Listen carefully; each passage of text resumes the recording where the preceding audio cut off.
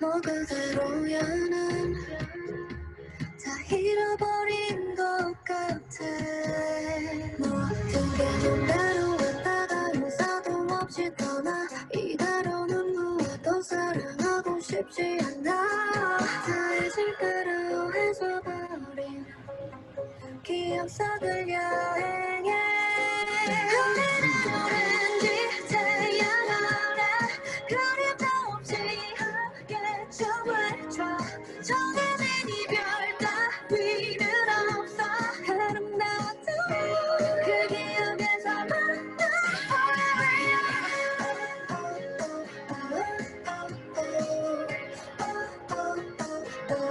Forever we are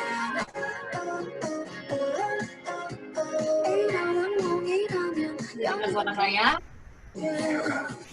그래 여긴 섬 서로가 만든 작은 섬 Forever young 영원이란 말은 몰랐어 적들은 마치 내가 고쳐같이 그리움과 같이 마주하는 아침 서로가 Oke, kita mulai saja ya. Sudah ada pesertanya kurang lebih 30 orang. Saya ucapkan selamat datang di webinarnya Career Development Center UMN. Yeay, seru banget ya. Nah, teman-teman, kalau teman-teman perlu tahu nih, minggu lalu sebenarnya CDC juga udah nyelenggarain acara yang sama, tapi temanya beda. Nah, kalau tahun lalu, lama banget ya. Kalau minggu lalu, itu kita membahasnya soal CV, teman-teman. Nah, soal CV itu seperti apa sih? Nah, kali ini kita mau lanjutin nih, dari CV, seandainya kita nanti lamar kerja, kita akan masuk tuh dalam sesi interview sama negosiasi gitu ya. Seperti apa sih gitu ya kelanjutannya kalau misalnya seandainya sudah dipanggil nih sama perusahaan. Nah, mungkin ada pepatah yang namanya tak kenal maka tak sayang ya teman-teman. Kita kenalan dulu. Perkenalkan, saya Jeremy dari Career Development Center. Juga ada teman-teman yang lain di sini, ada Mbak Nia Putu, ada Mbak Reni, ada Mbak Lucy, yang juga sudah hadir bersama kita di sini dari Career Development Center. Selamat sore teman-teman, tetap semangat ya. Kuliahnya bentar lagi mulai loh. Oke, teman-teman, kita akan langsung mulai seminar hari ini. Saya akan bacakan beberapa rules yang mungkin bisa kita sepakati bersama gitu ya. Nah, hari ini openingnya welcoming you, selamat datang di kegiatan hari ini. Rules-nya kesepakatan bersama kita, nanti kita akan baca rules-nya seperti apa. Rules talk show, oh ini saya belum ganti ternyata PPT-nya teman-teman. Seperti apa interview dan negotiation skills yang baik gitu ya. Nah, nanti hari ini akan disampaikan oleh Ibu Elvira Fitri Wahyono, MSI, selaku manajer Career Development Center UMN. Nah, nanti saya juga mau cerita sedikit tentang Bu Elvira itu seperti apa sih gitu ya. Kita lanjut. Nah, ini rules selama acara berlangsung. Nah, selama acara berlangsung, teman-teman dimohon untuk mute audionya teman-teman, agar saat kita selama acara berlangsung bisa berjalan dengan baik gitu ya. Nah, ketika nanti teman-teman juga mau bertanya, kita akan buka sesi tanya jawab dan teman-teman bisa menyalakan audio teman-teman gitu. Nah, selama acara berlangsung juga teman-teman boleh dong turn on videonya supaya kita saling kenal, lihat satu sama lain nih, sapa-sapaan nih kita ya. Terus nanti juga di akhir akan ada survei yang saya mau share buat teman-teman, mohon bantuannya untuk kemajuan seminarnya CDC juga. Gitu. Oke, ini dia pembicara kita pada hari ini. Ada Ibu Elvira Fitri Wahyono, SIKOM MSI CPRW. Waduh, namanya panjang banget ya teman-teman. Certified Professional Resume Writer. Nah, minggu lalu kita bahas soal CV banget itu sama Bu Elvira juga, karena emang Bu Elvira ahlinya. Nah, interview dan negotiation skills, kebetulan Bu Elvira masih ahlinya juga, teman-teman. Jadi emang Bu Elvira ini ahli di mana-mana dia ini emang.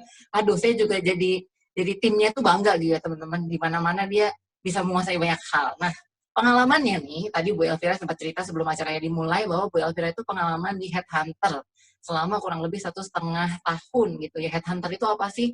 Headhunter itu jadi salah satu tempat gitu ya, wadah untuk perusahaan mungkin mau cari anggota atau staf baru gitu, nah lewat headhunter ini karena maunya yang harus yang bagus nih.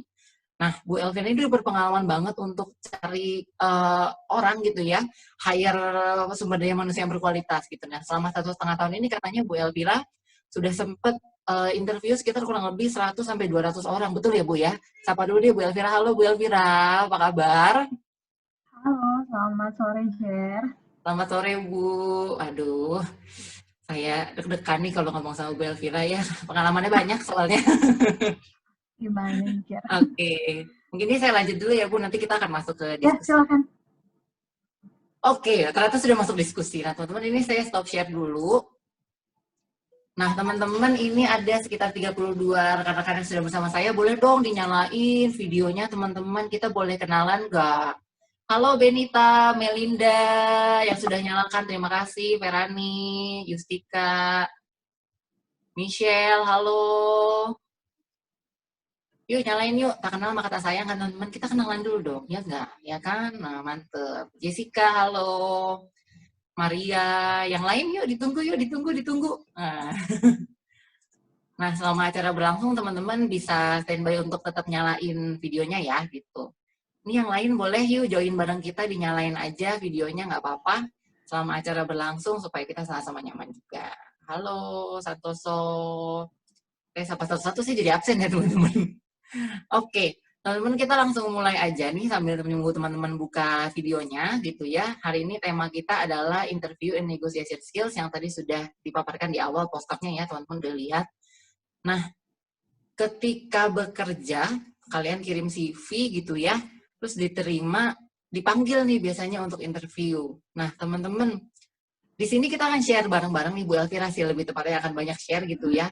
Gimana sih tips and triknya kalau misalnya interview sama perusahaan supaya pasti diterima gitu ya, biar cepet gitu. Tips and triknya supaya mantap deh proses interviewnya. Terus ada proses negosiasi juga nanti setelah interviewnya selesai gitu. Nah, lengkapnya seperti apa?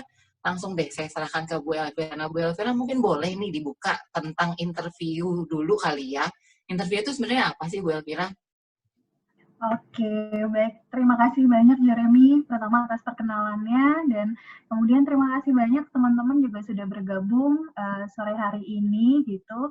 Kita hari ini akan coba belajar bareng-bareng, tadi kalau kata Kak Jeremy tentang interview dan juga negosiasi. Harapannya sih cukup sesuai ya dengan tahapan proses yang teman-teman jalanin sekarang, kan teman-teman lagi cari magang, dan kemudian juga ada teman-teman mungkin yang sedang cari full-time position gitu. Jadi harapannya bisa bantu teman-teman. Nah, mungkin teman-teman di sini saya yakin pasti udah pernah ya interview, mungkin kalau nggak interview magang, mungkin interview untuk kepanitiaan atau organisasi di kampus kayak gitu. Jadi mungkin teman-teman kalau nanti kita diskusi bisa rely ke pengalaman teman-teman yang itu gitu. Nah, tadi Kak Jeremy bilang apa sih sebenarnya interview gitu. Nah, kalau interview sendiri sebetulnya interview kan proses untuk mengenal seseorang sebetulnya secara lebih sistematis, lebih mendetail seperti itu. Nah, kalau misalnya dalam proses rekrutmen sendiri gitu, HRD ngapain sih HRD pakai interview gitu? Nah, interview sendiri ini sebetulnya kalau dari suatu proses rekrutmen bisa dibilang interview adalah apa ya? Proses yang sebetulnya poinnya paling tinggi gitu. Karena biasanya dari interview ini bisa dibilang ini momen yes or no-nya tuh dari interview, cocok apa enggaknya tuh dari interview gitu. Jadi interview ini seperti kayak kesempatan teman-teman untuk showcase sebetulnya diri teman-teman kayak apa, dan kesempatan buat si HRD untuk benar-benar melihat teman-teman dari mulai kompetensinya kayak gimana, bener apa enggak kayak gitu. Jadi sebetulnya prosesnya sangat krusial di interview ini, karena ini adalah proses tadi yang menentukan yes or no-nya, lanjut atau enggaknya prosesnya gitu. Jadi maka dari itu untuk proses interview sendiri ini sebetulnya harus dipersiapkan dengan sangat baik, karena ini adalah satu-satunya kesempatan tadi untuk curi hatinya si interviewer atau curi hatinya si HRD-nya kayak gitu. Nah, maka dari itu persiapannya harus dilakukan dengan baik. Persiapannya seperti apa gitu saya akan bahas satu-satu sebenarnya. Cuma mungkin lebih enak kalau kita saling tanya aja ya dari pengalaman teman-teman ya Kak Jeremy ya gitu.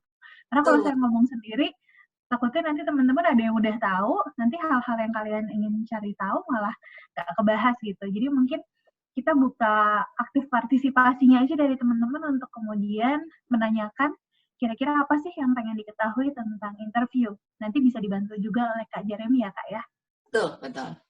Nah, teman-teman mungkin selama acara berlangsung, tadi kan sudah opening nih sama Bu Elvira gitu ya. Nah, hari ini karena kita sebenarnya sesinya talk show, jadi kita sebenarnya terbuka nih teman-teman untuk teman-teman langsung bertanya aja di forum kita hari ini gitu. Jadi, kalau misalnya teman-teman mau bertanya, monggo langsung chat aja di room chat kita. Misalnya Lukman tadi ya udah nyapa saya, oke Kak Jeremy katanya. Lukman, kalau mau nanya boleh banget Lukman. Langsung aja raise hand atau mungkin tulis di room chat. Nanti saya akan bantu berikan pertanyaannya. Atau mungkin kalau teman-teman mau langsung tanya boleh. Nah mungkin Ibu Elvira, untuk di awal-awal kayaknya mau nanya kan deg-degan nih tentang interview apa nih. Mungkin saya mancing-mancing dikit kali ya dari pengalaman saya kan. Boleh, boleh. Nah, Bu pernah waktu itu dipanggil interview gitu ya, waktu magang. Nah, waktu itu interviewnya itu begitu dipanggil tapi by phone. Sebenarnya tuh boleh gak sih Bu? Percaya gak sih kalau interviewnya tuh cuma lewat telepon gitu? Karena sebenarnya kan banyak gitu ya interview kan biasanya dipanggil ke kantor. Tapi kemarin saya tuh lewat telepon gitu. Ini bener apa enggak ya? Latar belakang saya dapur ya teman-teman ngomong-ngomong. Sorry ya Bu. Kelihatan banget. Nah paling itu sih Bu penasaran soal itu. Sebenarnya boleh gak sih? Atau mungkin interview itu sebenarnya punya banyak jenis gak sih gitu? Oke, oke. Jadi kalau dari jenis interview sebenarnya Kak Jeremy ini bisa dilakukannya banyak cara sebenarnya. Nah, yang paling ideal sebetulnya adalah interview ya face to face interview seperti itu. Jadi kalau nanti keadaannya memang sekarang kan banyaknya online gitu. Kalau misalnya nanti keadaan sudah seperti biasa, yang paling ideal tuh sebetulnya face to face. Jadi nanti kandidatnya datang ke perusahaannya seperti itu. Tapi common juga sih sebetulnya untuk interview yang bentuknya adalah phone interview atau mungkin video interview seperti itu. Jadi sebetulnya kalau dari pihak kita sebagai apa namanya kandidat gitu, sebetulnya bentuk apapun itu interviewnya face to face, kemudian phone atau juga video gitu, itu sebenarnya nggak masalah sih gitu.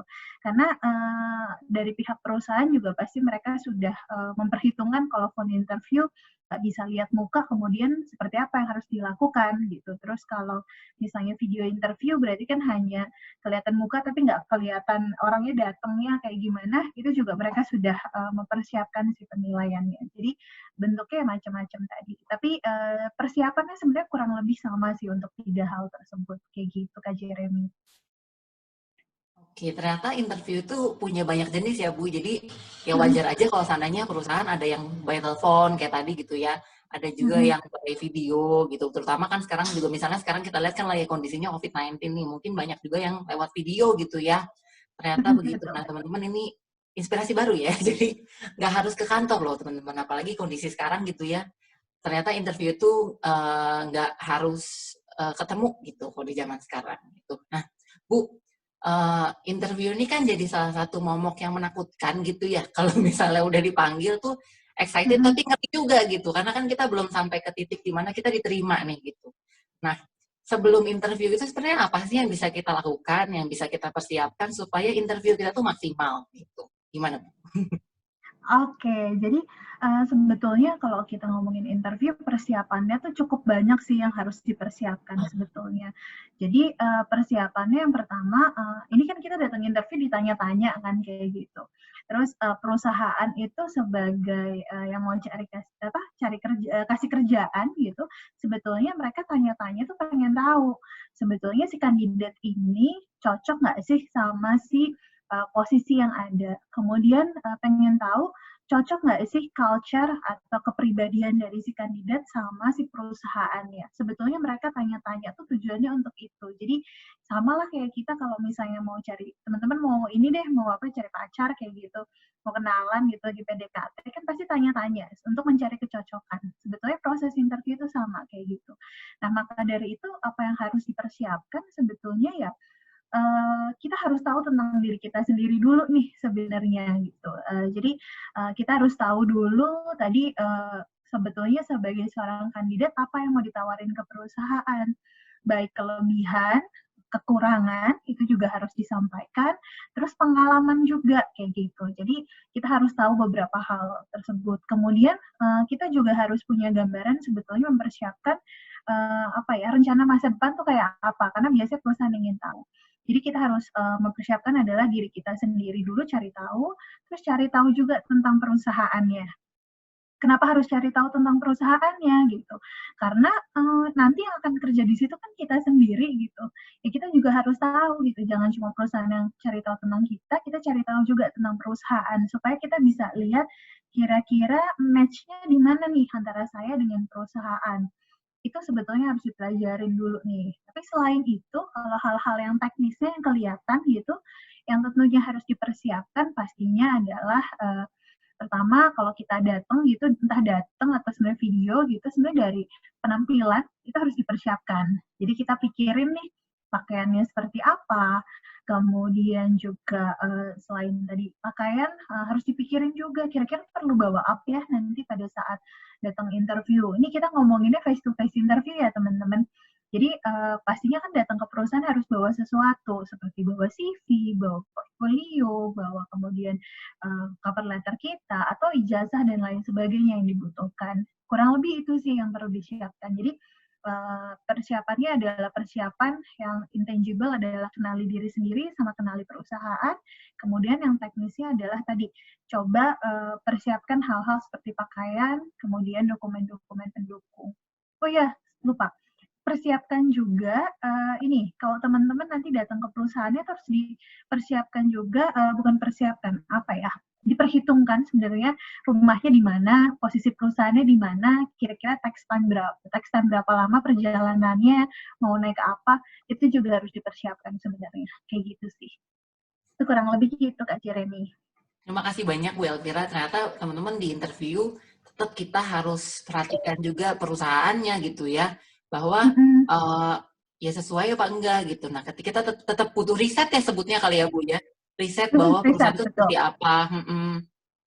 Terus budayanya mungkin seperti apa di sana gitu ya Bu. Sepertinya kita perlu tahu tuh yang kayak gitu. Nah, supaya interview kita nanti di sana udah nemu deh apakah match-nya gitu ya dengan perusahaan. Sehingga pas ngobrol-ngobrol sama mereka udah cukup nyaman gitu. Nah, Bu ini kebetulan ada yang mau nanya nih. Satu pembuka kita ya.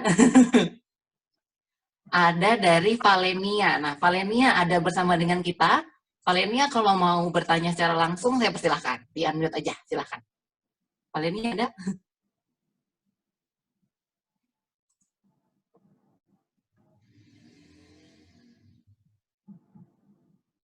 Kata Valenia apa? Oh, nggak ada mic, ya ampun. Kasian banget kamu. Oke, saya bacain ya, Valenia. Oke, ini pertanyaan ya Bu. Halo Bu Elvira, saya Valen, Ilkom 2016. Saya mau tanya, sebetulnya apa saja yang harus dan nggak boleh dikatakan waktu kita disuruh menceritakan diri kita sendiri. Terus, kalau misalnya kita udah punya pekerjaan dan ingin pindah ke pekerjaan baru, nah, kalau menurut jawaban Ibu, seperti apa yang paling tepat untuk menjawab pertanyaan mengenai alasan pindah pekerjaan, supaya tetap terlihat baik oleh rekruter tanpa menjelekkan pekerjaan sebelumnya. Jadi ada dua nih yang saya tangkap ya Bu. Pertama, gimana cara menceritakan diri sendiri. Kedua, kalau ingin pindah itu gimana pas interview. Menurut Bu Elvira gimana nih Bu? Silahkan. Oke, nah saya coba jawab pertanyaan yang pertama ya. Jadi yang pertama adalah hal apa yang tidak boleh disampaikan pada saat kita menceritakan diri sendiri pada saat interview. Hal utama yang nggak boleh disampaikan adalah hal yang tidak jujur sebetulnya. Jadi sebetulnya tentang diri kita nih, karena kita tadi interview untuk masuk ke suatu perusahaan, sebaiknya sih hal positif negatif gitu itu disampaikan. Tapi cara penyampaiannya ini harus kemudian dibalut biar lebih manis kayak gitu. Karena semua orang kan pasti punya kekurangan, punya kelebihan kayak gitu. Tapi yang nggak boleh disampaikan adalah tadi ketidakjujuran, sesuatu yang bukan mengenai diri kita itu yang nggak boleh disampaikan kayak gitu. Jadi berpura-pura untuk jadi orang lain itu nggak boleh. Kemudian nanti saya punya cerita pengalaman pribadi saya banget tentang sesuatu yang jadi pengalaman saya waktu mau magang gitu. Terus saya menceritakan sesuatu yang sebetulnya saya ngarang gitu. Nah akhirnya jadi bumerang sendiri gitu. Nanti saya akan ceritakan. Nah kemudian tadi Valen juga tanya mengenai kalau misalnya kita punya pengalaman magang sama suatu perusahaan, kemudian pengalamannya kurang baik. Nah, kemudian ditanya pengalamannya seperti apa, menjelaskannya bagaimana, kayak gitu. Nah, cara menjelaskannya sebetulnya tidak perlu kemudian dijelaskan secara gamblang prosesnya seperti apa, kayak gitu. Kalau misalnya itu kesalahan perusahaan atau kesalahannya kita, sebaiknya yang disampaikan adalah bentuk evaluasinya aja dari pengalaman tersebut. Kamu bisa bilang bahwa, oh ya saya pernah magang sebelumnya di perusahaan X misalnya, tapi kemudian prosesnya berjalannya kurang lancar gitu, atau saya kemudian tidak memenuhi periode yang diharapkan. Karena memang ada misalnya kamu sampaikan aja secara umum aja, misalnya ada miskomunikasi, atau misalnya ada ketidakcocokan kayak gitu, itu kamu bisa sampaikan. Tapi jangan lupa sampaikan evaluasinya seperti apa. Nah, kamu bisa sampaikan juga bahwa dari miskomunikasi yang ada, evaluasi yang saya lakukan adalah ternyata harus apa, kayak gitu. Jadi, disampaikannya tadi disampaikan secara jujur, kemudian jangan terlalu mendetail, secara umum saja, dan kemudian sampaikan evaluasinya bagaimana. Sebisa mungkin evaluasinya yang disampaikan adalah sesuatu yang memang menjadi pembelajaran buat teman-teman yang membangun juga sih, supaya kedepannya bisa lebih baik. Itu sih, kayak gitu Kak Jeremy. Baik. Kira-kira Valen menjawab nggak nih? Valen menjawab, Valen? Silahkan ketik Valen, karena bikin nggak jalan. Oke, sangat ya. Nah, sambil nunggu pertanyaan kali Kak Jeremy, tadi saya cerita yang pengalaman saya ya. Jadi, saya tuh waktu itu kayaknya seumuran temen-temen deh, lagi mau cari magang gitu. Kemudian saya, kebetulan background saya tuh PR sebetulnya. Nah, kemudian saya apply ke salah satu konsultan PR. Nah, kalau di PR kan sebetulnya harus sangat up to date dengan pemberitaan yang ada kan, dengan isu-isu yang terkini seperti itu. Nah, kemudian di situ salah satu pertanyaannya adalah ditanya, kamu kalau misalnya, kamu suka nonton berita nggak katanya? Nah, terus saya bilang, oh iya Pak, gitu. Saya tentunya coba untuk keep up sama pemberitaan masa kini. Tujuannya kan biar kelihatan, wah anaknya aktif gitu. Kemudian ditanya, kamu kalau misalnya lihat berita dari mana? Karena saya nervous, saya asal jawab aja. Saya bilang, wah saya lihatnya dari televisi dan koran. Saya bilang, saya baca koran. Tujuannya saya bilang baca koran adalah sebetulnya supaya kelihatan, wah anak ini pinter nih. Dulu saya berpikirnya seperti itu. Kemudian orangnya bilang, oh baca koran juga zaman sekarang. Terus saya bilang, iya Pak, saya baca koran. Gitu. Padahal sebenarnya saya nggak baca koran gitu, saya bohong gitu. Terus bapaknya akhirnya tanya, kalau kamu baca koran, korannya koran apa? Saya sampaikan saya baca Kompas. Karena Kompas kan koran nomor 1 kan, itu udah pasti penjualannya paling tinggi. Another kebohongan, berarti saya udah bohong 2 kali di situ. Dan bapaknya tanya, oh kalau kamu baca Kompas, kira-kira headline Kompas hari ini apa ya? Lah karena saya nggak pernah baca koran, saya nggak pernah beli koran gitu ya, boro-boro saya nggak tahu headline Kompas hari itu apa. Sampai akhirnya saya bilang, wah saya belum sempat ini Pak, beli tadi Pak, karena saya buru-buru datang ke tempat interview ini Pak, jadi saya belum lihat. Dengan PD-nya saya masih tetap berbohong aja, padahal sebenarnya itu tuh udah kalau dari sisi perusahaan sekarang setelah saya udah tahu, pasti tahu itu dari awal saya udah bohong gitu. At the end juga saya nggak terima posisi itu gitu. Jadi kayak fooling myself aja pada saat itu gitu. Dan untungnya sih saya pengalamannya masih lucu ya, sekarang diingat-ingat lucu gitu. Karena mungkin kebohongannya juga bukan sesuatu yang very significant about myself gitu, lebih ke hal seperti itu. Tapi pembelajarannya adalah jangan bohong, sampaikan segala sesuatu yang sesuai dengan keadaannya, karena satu kebohongan akan lead ke kebohongan lainnya pada saat interview itu. Jadi hanya karena pertanyaan koran, saya berbohong tiga hal gitu jadinya, dan kemudian at the end juga nggak diterima karena jawabannya nggak maksimal sebenarnya. Gitu sih Kak Jeremy dan teman-teman. Wah, ini jadi pembelajaran berharga buat kita ya teman-teman. Dari kisahnya Bu Elvira bahwa memang sebenarnya interview itu karena menceritakan tentang diri kita sendiri memang sangat baik, bukan sangat baik lagi, sebaiknya gitu ya. Sebaiknya kita jangan berbohong gitu, memang ceritakan saja memang keadaan diri kita yang sebenarnya gitu. Karena akan terlihat nih gitu dari interview itu sebenarnya pribadi kita tuh pribadi yang seperti apa. Nah dari situ juga nanti perusahaan akan menilai cocok atau enggak dengan perusahaan. Seperti itu kurang lebih ya Bu Elvira ya. Iya, betul. Jadi tadi jujur tentang kelebihan dan kekurangan. Cuma memang karena kita dinilai dan kita kepengennya dinilainya bagus kan gitu. Nah, jadi hal-hal yang memang kurang positif dalam diri kita harus mampu menyampaikannya dengan bahasa yang lebih positif aja kayak gitu. Sebetulnya itu. Jadi bukan berbohong gitu, tapi membalut itu dengan hal yang lebih positif, dan harapannya hal-hal yang kurang baik itu bukan cuma sekedar disadari, tapi kita tahu sebetulnya kekurangan kan kadang jadi masalah ya. Bukan cuma disadari kekurangan itu, tapi kemudian kita punya solusinya. Sebetulnya harapannya sih seperti itu. Karena dari pihak perusahaan tuh pasti sadar semua orang punya kekurangan kelebihan, hanya menurut mereka orang ini udah sadar belum atas kekurangannya, dan kemudian udah tahu solusinya apa belum. Itu akan jadi nilai yang lebih baik sih dibanding kemudian berbohong seperti itu. Oke. Nah, teman-teman, ini pelajaran banget sih. Terus saya juga baru belajar sih, teman-teman, sama gitu ya. Saya juga baru interview seumur hidup saya 2 kali gitu ya. Jauh ini saya sih belum berani berbohong sih, Bu. Gitu ya. Tapi jangan sampai ya, teman-teman, gitu. Nah, mungkin benar sih, Bu, saya setuju banget dengan pendapatnya Bu Elvira tadi, yang Bu, kalau sekali berbohong itu akan ngelit ke berbohong yang lain gitu. Makanya memang lebih baik tidak berbohong gitu ya. Nah, Bu, ini ada lanjutan pertanyaan lagi nih dari Lukman ya. Saya bacakan, oh Lukman kayaknya nggak usah dibacain deh. Ini Lukman sebut sendiri ya, Lukman. Ayo, ini Lukman silakan. Ya, selamat sore Bu Elvira. Saya Lukman dari Manajemen 2017. Mau nanya nih Bu, sebenarnya kan tujuan untuk magang, biasanya perusahaan ingin lihat nih bibit-bibit ibaratnya gitu kan. Nah, gimana saat ketika interview magang ditanyakan nih, ketika lulus mau nggak untuk join atau berkesempatan lanjut di perusahaan ini. Sedangkan saya pun belum memikirkan hal itu. Itu tanggapannya gimana ya, Bu? Cara kita menanggapinya dengan baik. Terima kasih. Oke, thank you Lukman.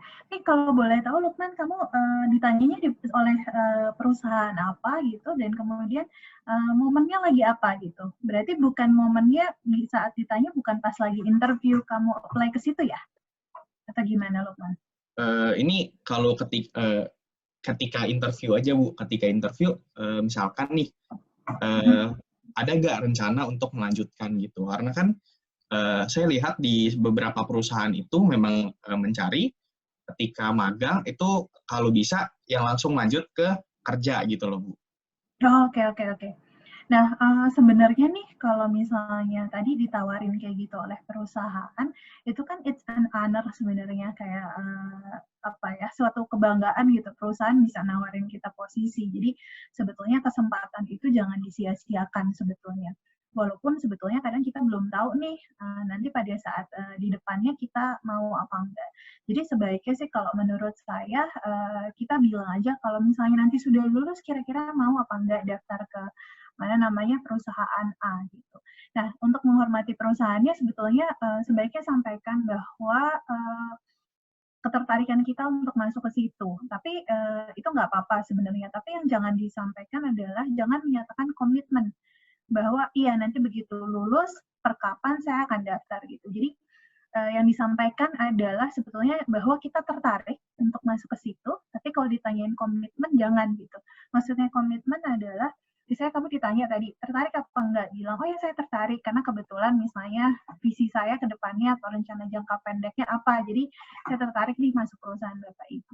Dan biasanya perusahaan bilang, ya sudah, kalau kayak gitu, kamu tanda tangan kontrak ya, jadi nanti begitu lulus langsung masuk. Hal itu yang harus dihindarin. Jadi hal-hal yang mengikat itu yang sebaiknya jangan kamu berikan konfirmasi atau komitmen. Jadi lebih nyatakan bahwa tertarik, namun untuk saat ini saya belum bisa langsung join karena saya belum lulus Pak atau Bu gitu.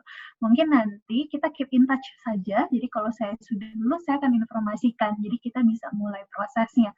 Hal seperti itu sudah cukup sih Lukman. Gitu. Bisa menjawab nggak? Oke Lukman, sama-sama. Oke, selanjutnya ada pertanyaan lagi ya kayak Kak Jeremy? Iya, ini ada Bu, dari Benita Sulaiman. Nah, Benita, join sama kita, mungkin silahkan kalau mau menyampaikan pertanyaannya secara langsung. Benita ini kayaknya berdua ya, Benita ya? Iya, sama kakak saya. Oh, nggak kelihatan kakaknya, udah nggak apa-apa, tunjukin aja berdua, nggak apa-apa, kita kenalan kan. Kakak saya introvert. Bu, kakaknya, karena saya nggak galak loh orangnya. Oke, silahkan Benita, pertanyaannya kalau mau ditanyakan. Sore Bu Elvira. Halo, sore Benita. Iya, jadi Bu saya mau tanya, bagaimana ya sikap caranya gitu agar waktu kita di interview tetap memberi kesan kita friendly dan sopan, tapi nggak jadinya so akrab SKSD gitu Bu, bingung. Oke, thank you Benita. Kok Mas, kamu bisa ini SKSD juga, orang di interview kan nervous biasanya, berarti kamu jagoan nih. Mantap ya Bu, mahasiswa UMN kita Bu. Nah, sebenarnya dengan ini sih caranya adalah salah satu yang bisa dilakukan adalah dengan tetap menjaga etika komunikasi profesional sebetulnya Benita. Jadi kadang kalau misalnya lagi interview gitu bisa aja kan ketemu sama orang yang usianya ternyata selisihnya nggak gitu jauh nih sama kalian kayak gitu. Nah terkadang nanti si interviewernya biasanya cenderung untuk pakai bahasanya lu gue kayak gitu. Jadi nanti kadang kan kebawa ya, kita kebawa nyaman lu gue, padahal kita sadar itu kadang terlalu deket gitu. Nah mungkin caranya adalah dengan membatasi, kita nggak kebawa ke lu gue, tapi pakai saya kayak gitu, masih cukup profesional. Kemudian juga kita batasin hal-hal yang diceritakan sebisa mungkin tuh jangan hal yang personal, tapi kemudian tetap stick ke jawabannya adalah jawaban-jawaban yang bersifat profesional kayak gitu sih. Jadi mungkin cara bahasa yang kamu pilih pertama yang lebih profesional itu, kemudian juga jawaban-jawaban yang diberikan sebisa mungkin tadi jangan terlalu banyak bergeser ke hal yang personal. Jadi keep it professional thing. Sebetulnya itu sih kayak gitu.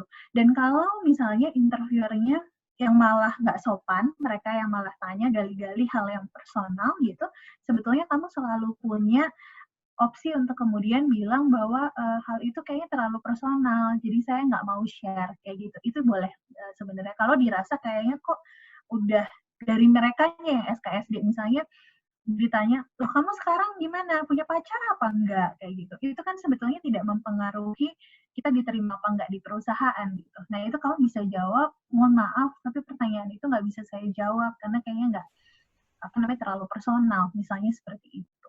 Kecuali kalau misalnya kamu punya rencana menikah, kemudian dia tanya, kamu ada rencana menikah nggak? Karena pekerjaannya bisa mengirim kamu ke luar kota gitu dalam waktu yang cukup lama. Nah itu baru kamu bisa sampaikan. Jadi lihat konteksnya aja sebenarnya. Kayak gitu sih kurang lebih. Menjawab nggak Benita? Menjawab Bu, makasih. Oke, sama-sama Benita. Oke. Kak Jeremy lagi di mute nih. Oh iya ngaco, mohon maaf. Benita, thank you ya untuk pertanyaannya. Titip salam buat kakaknya, nggak apa-apa ikut sampai akhir bareng kita ya. Nah, Bu Elvira, ini mungkin sambil saya ikut mau bertanya juga nih ya dengan penasaran. Boleh. Saya selalu penasaran soalnya. Ini saya mau bertanya terkait momok yang paling menakutkan bagi kami mahasiswa yang mau magang sama yang baru fresh graduate nih Bu. Biasanya ntar begitu interview, kalau ketemu HRD-nya agak mengerikan, kita diajak ngobrolnya pakai bahasa Inggris, Bu. Itu sebenarnya wajib gak ya, Bu? Kalau bahasa Inggris saya pas-pasan gimana ya, gitu. Kayaknya saya takut gitu, mau jawab, takutnya malah belibet gitu. Malah kan kadang-kadang justru kayak menunjukkan gitu, bahwa ternyata bahasa Inggrisnya nggak bagus-bagus amat, gitu. Menurut Bu Elvira gimana, Bu? Oke, nah sebenarnya ini agak nyambung ke CV. Kalau di CV kan kadang ditulis juga kan skill bahasa. Nah, kalau memang tadi bahasa Inggrisnya nggak gitu fluent, sebetulnya sampaikan aja nggak gitu fluent. Jadi pada saat nanti interviewernya coba untuk ajak kamu bahasa Inggris, mereka udah punya ekspektasi anak ini nggak gitu fluent loh. Berarti mungkin akan terbata-bata cara jawabnya. Nah, walaupun gitu sebetulnya kadang bahasa Inggris ini dicoba sekedar ingin tahu aja sih tingkat bahasa Inggrisnya benar-benar skill-nya di mana. Sama mereka pengen coba, kamu tuh usahanya sekeras apa sih kayak gitu. Nah, jadi kalau misalnya dipaksa untuk ngomong bahasa Inggris, terus bahasa Inggrisnya kurang, mungkin bisa disampaikan dulu pakai bahasa Indonesia, bilang bahwa pastikan bahwa tadi menjawabnya pakai bahasa Inggris ya Bu, tapi mohon maaf bahasa Inggris saya masih terbatas, jadi mungkin akan agak terbata-bata. Sampai ini itu dulu nggak apa-apa, tapi kemudian selanjutnya keep trying untuk ngomong bahasa Inggris kayak gitu. Karena nanti yang dinilai itu bukan tadi grammarnya perfect atau enggak, tapi sebetulnya nanti dinilai adalah usaha kamu untuk mencoba terus bahasa Inggris apa enggaknya. Karena itu bisa reflect nanti ke keseharian kamu dalam bekerja itu seperti apa. Kayak gitu sih, Jer. Mantap. Kadang suka takut gitu kalau begitu. Kan soalnya kan kita kan nggak nyiapin gitu. Di tengah obrolan, dia tiba-tiba pakai bahasa Inggris gitu. Ternyata menakutkan juga gitu. Aduh, jawabnya gimana nih. Tapi ternyata nggak masalah gitu ya kalau misalnya dari awal ya. Lagi-lagi kita jujur aja gitu ya. Kalau emang bahasa Inggris kita kemampuannya sebenarnya nggak terlalu fluent gitu. Jadi kalau misalnya seandainya nanti terbata-bata, mohon dimaklumi gitu ya Bu. Sebenarnya mulai dari CV mulai dijujur sampaikan bahwa tadi levelnya tuh mungkin nggak fluent, tapi levelnya ada di tengah-tengah intermediate gitu. Jadi nanti mereka kan baca CV-nya juga, jadi mereka udah punya gambaran lah gitu Kak Jeremy. Baik, terima kasih Bu Elvira. Ini saya sekali lagi sih Bu mau nanya lagi boleh ya? Boleh. Terkait ini sih Bu, apa namanya, psikologis kita kali ya, maksudnya kadang kan kita deg-degan tuh nervous.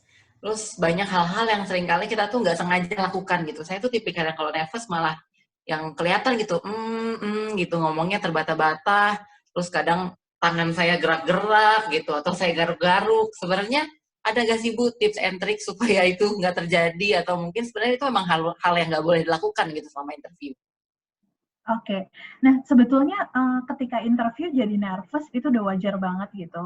Semua orang pasti ngalamin. HRD juga pasti tahu bahwa kamu akan nervous seperti itu. Nah, sebetulnya nervous dihilangkan sepenuhnya itu agak impossible sih karena kamu menghadapi sesuatu yang baru kan gitu. Jadi ada beberapa hal sebetulnya yang bisa dilakukan untuk teman-teman mengendalikan si nervousnya itu.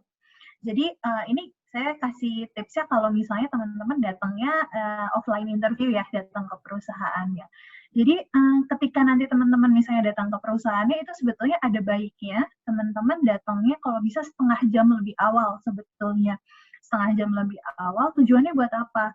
Tujuannya adalah secara psikologis kan kita deg-degan karena datang ke suatu tempat baru gitu. Apalagi kalau misalnya nanti datang ke perusahaannya, terus kita masih terkagum-kagum kalau perusahaannya kayaknya interiornya bagus atau apa, terus kita diantarin ke ruang meeting kayak gitu. Nah, sebenarnya datang lebih awal, setengah jam lebih awal, tujuannya adalah supaya ketika teman-teman datang ke situ, kemudian teman-teman biasanya pergi aja dulu ke toiletnya dulu, kemudian lakukan misalnya kebutuhan untuk cuci tangan, butuh cuci muka, butuh touch up, butuh buang air kecil atau sebagainya. Tujuannya apa? Tujuannya dengan proses itu sebetulnya supaya teman-teman bisa nurunin tingkat nervousness-nya kalian kayak gitu. Jadi kalian bisa ngaca dulu untuk memastikan bahwa oh penampilan saya udah oke. Biasanya kalau penampilannya udah oke, ketika nervous terus mainin rambut, teman-teman bisa ngingetin diri sendiri, rambut gue udah rapih nih, jadi nggak usah gue mainin lagi kayak gitu. Hal-hal seperti itu. Nah, kemudian nanti kan bisa teman-teman diantarin ke ruang meeting gitu atau ruang interviewnya gitu. Nah, kalau datangnya lebih awal, teman-teman itu tuh punya kesempatan untuk beradaptasi sama lingkungan sekitar. Beradaptasi sama bau ruangannya misalnya, beradaptasi sama suhu ruangannya, beradaptasi sama kursinya empuk apa enggak, keras apa enggak, kayak gitu.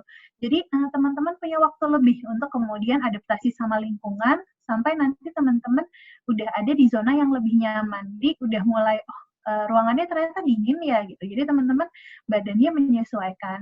Oh, kursinya ternyata ketinggian. Teman-teman udah bisa ngatur posisi duduk yang enak di kursi yang ketinggian itu gimana. Atau kursinya ternyata keras gitu. Atau apapun itu teman-teman punya waktu gitu. Jadi setengah jam hadir lebih awal itu membantu teman-teman untuk beradaptasi.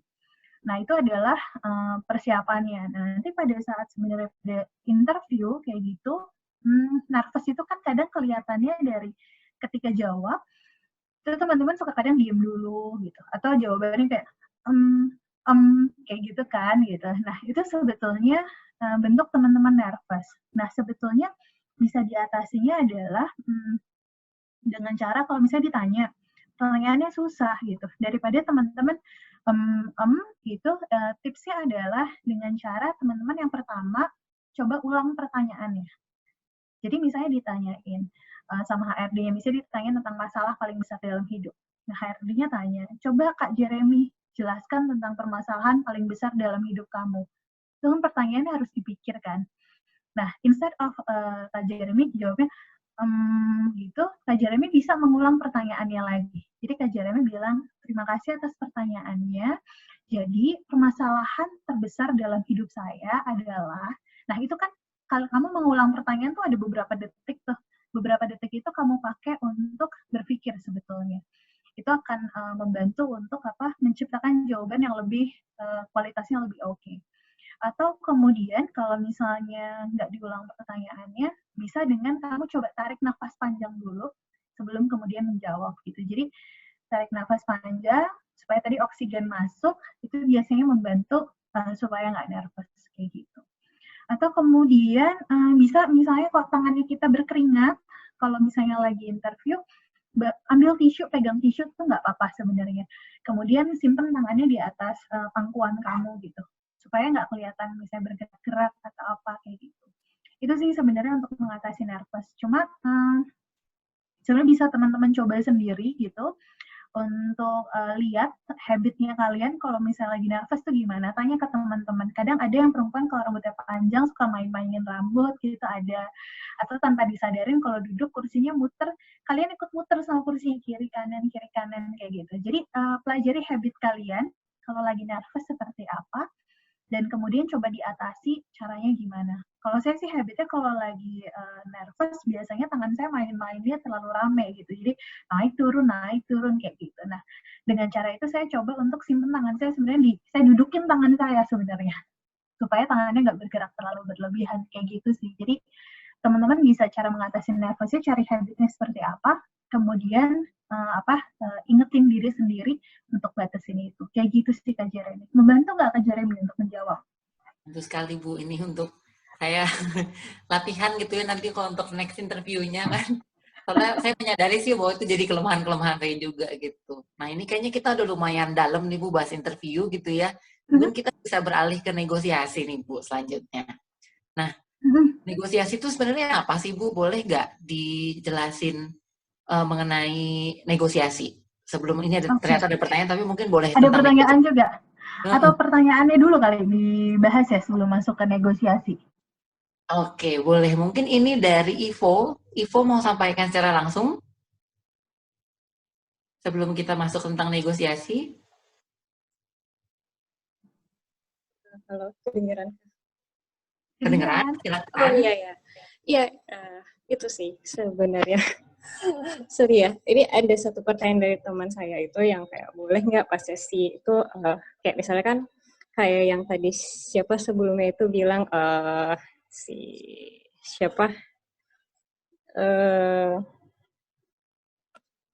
yang Benita itu ya kayak sih friendly dan sopan, terus kayak SKSD biasanya kan suka ada interviewer yang kayak dia sangat oke untuk ditanya-tanyain. Jadi kayak kita boleh ngobrol-ngobrol dan nanya tentang interviewernya kayak Bapak Ibu senang nggak kerja di sini atau habits di kantor ini kayak gimana sih kayak gitu. Masih sopan nggak kalau misalnya kita ngobrol-ngobrol sama interviewer ya, terus kayak boundaries apa aja yang sebaiknya dibangun biar masih kayak kita nanya tentang dia pekerjaan saat dia bekerja di perusahaan itu rasanya gimana, apa yang dihadapi kayak gitu-gitu tuh yaitu pertanyaannya tuh boundariesnya kayak apa supaya masih tetap kelihatan sopan.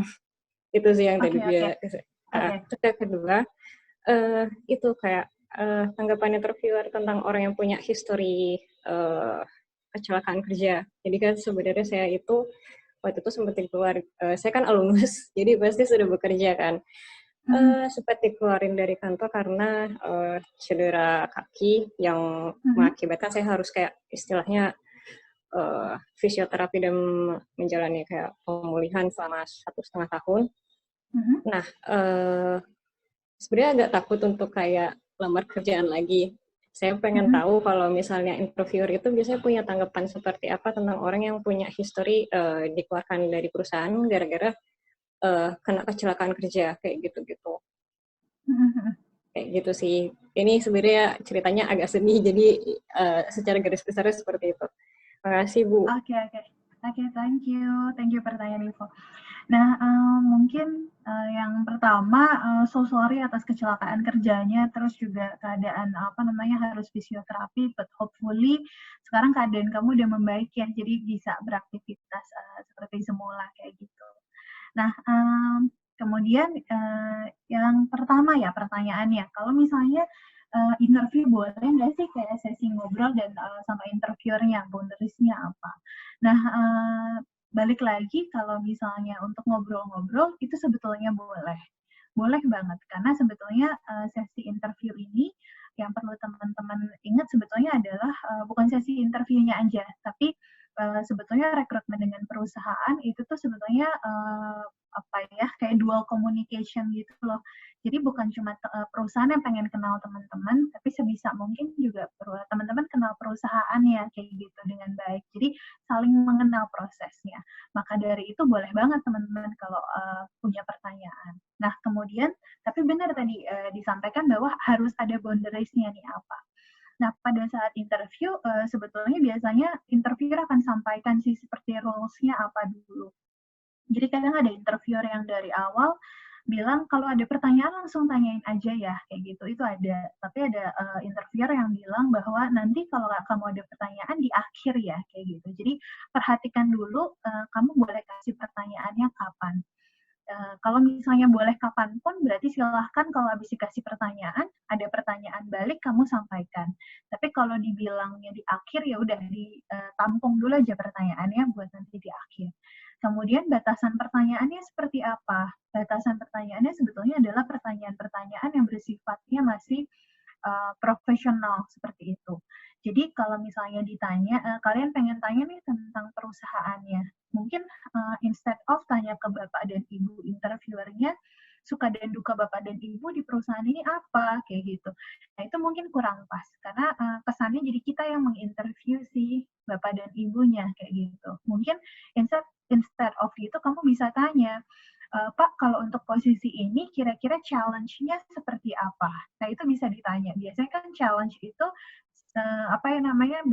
segaris lurus sama kemudian dukanya kayak gimana gitu. Atau mungkin bisa tanya, Pak, Bu, kalau di sini mungkin peak season-nya kapan? Untuk tanya misalnya sibuknya lagi di bulan apa kayak gitu. Itu boleh gitu. Jadi pertanyaan yang ada coba kalian arahkan ke sesuatu yang sifatnya profesional. Jadi bukan tanya ke pendapat si bapak dan ibu itu as seseorang yang bekerja di situ seperti apa, tapi lebih dibawa ke arah perusahaannya keadaannya kayak gimana. Itu sih sebetulnya. Menjawab nggak kira-kira? Atau masih terlalu ngawang yang saya jelasin? Oh, menjawab. Oke. Nah, kemudian pertanyaan yang kedua. Pertanyaan kedua kan di sini berarti tanggapan dari pihak perusahaan mengenai seseorang yang punya kecelakaan kerja akibat aktivitasnya. Nah, sebetulnya di situ kamu bisa ceritakan keadaannya seperti apa, kecelakaan kerjanya seperti apa. Dari pihak perusahaan tentunya sih sebetulnya kalau misalnya kecelakaan, ini bentuknya adalah kecelakaan kerja, mereka akan memahami sih bahwa tadi kamu harus melakukan fisioterapi 1,5 tahun. 1,5 tahun itu kamu apakah kerja atau berarti vakum nggak kerja ya? Oh, saya freelance sih, bisa freelance. Oke, jadi freelance ya. Oke. Nah, sebetulnya kalau dari pihak perusahaan ketika nanti ada kecelakaan kerja, mungkin mereka akan tetap tanya sih sebetulnya kejadiannya seperti apa dan kemudian impact-nya bagaimana. Nah, kalau kemudian kamu harus menyatakan, oh saya harus fisioterapi selama 1,5 tahun, biasanya nanti perusahaan akan lebih tertarik ke dalam 1,5 tahun itu aktivitas apa yang kamu lakukan, kayak gitu. Kalau misalnya, karena mereka ingin tahu aja sih selama 1,5 tahun kamu masih aktif apa enggak gitu dalam kegiatannya. Nah, kalau kamu tadi freelance, itu akan jadi lebih baik bahwa 1,5 tahun ini kamu isi dengan kegiatan yang cukup produktif seperti itu. Tapi seandainya pun ternyata nggak melakukan apa-apa, kamu bisa jelaskan sebetulnya kenapa nggak melakukan kegiatannya. Itu sih sebenarnya.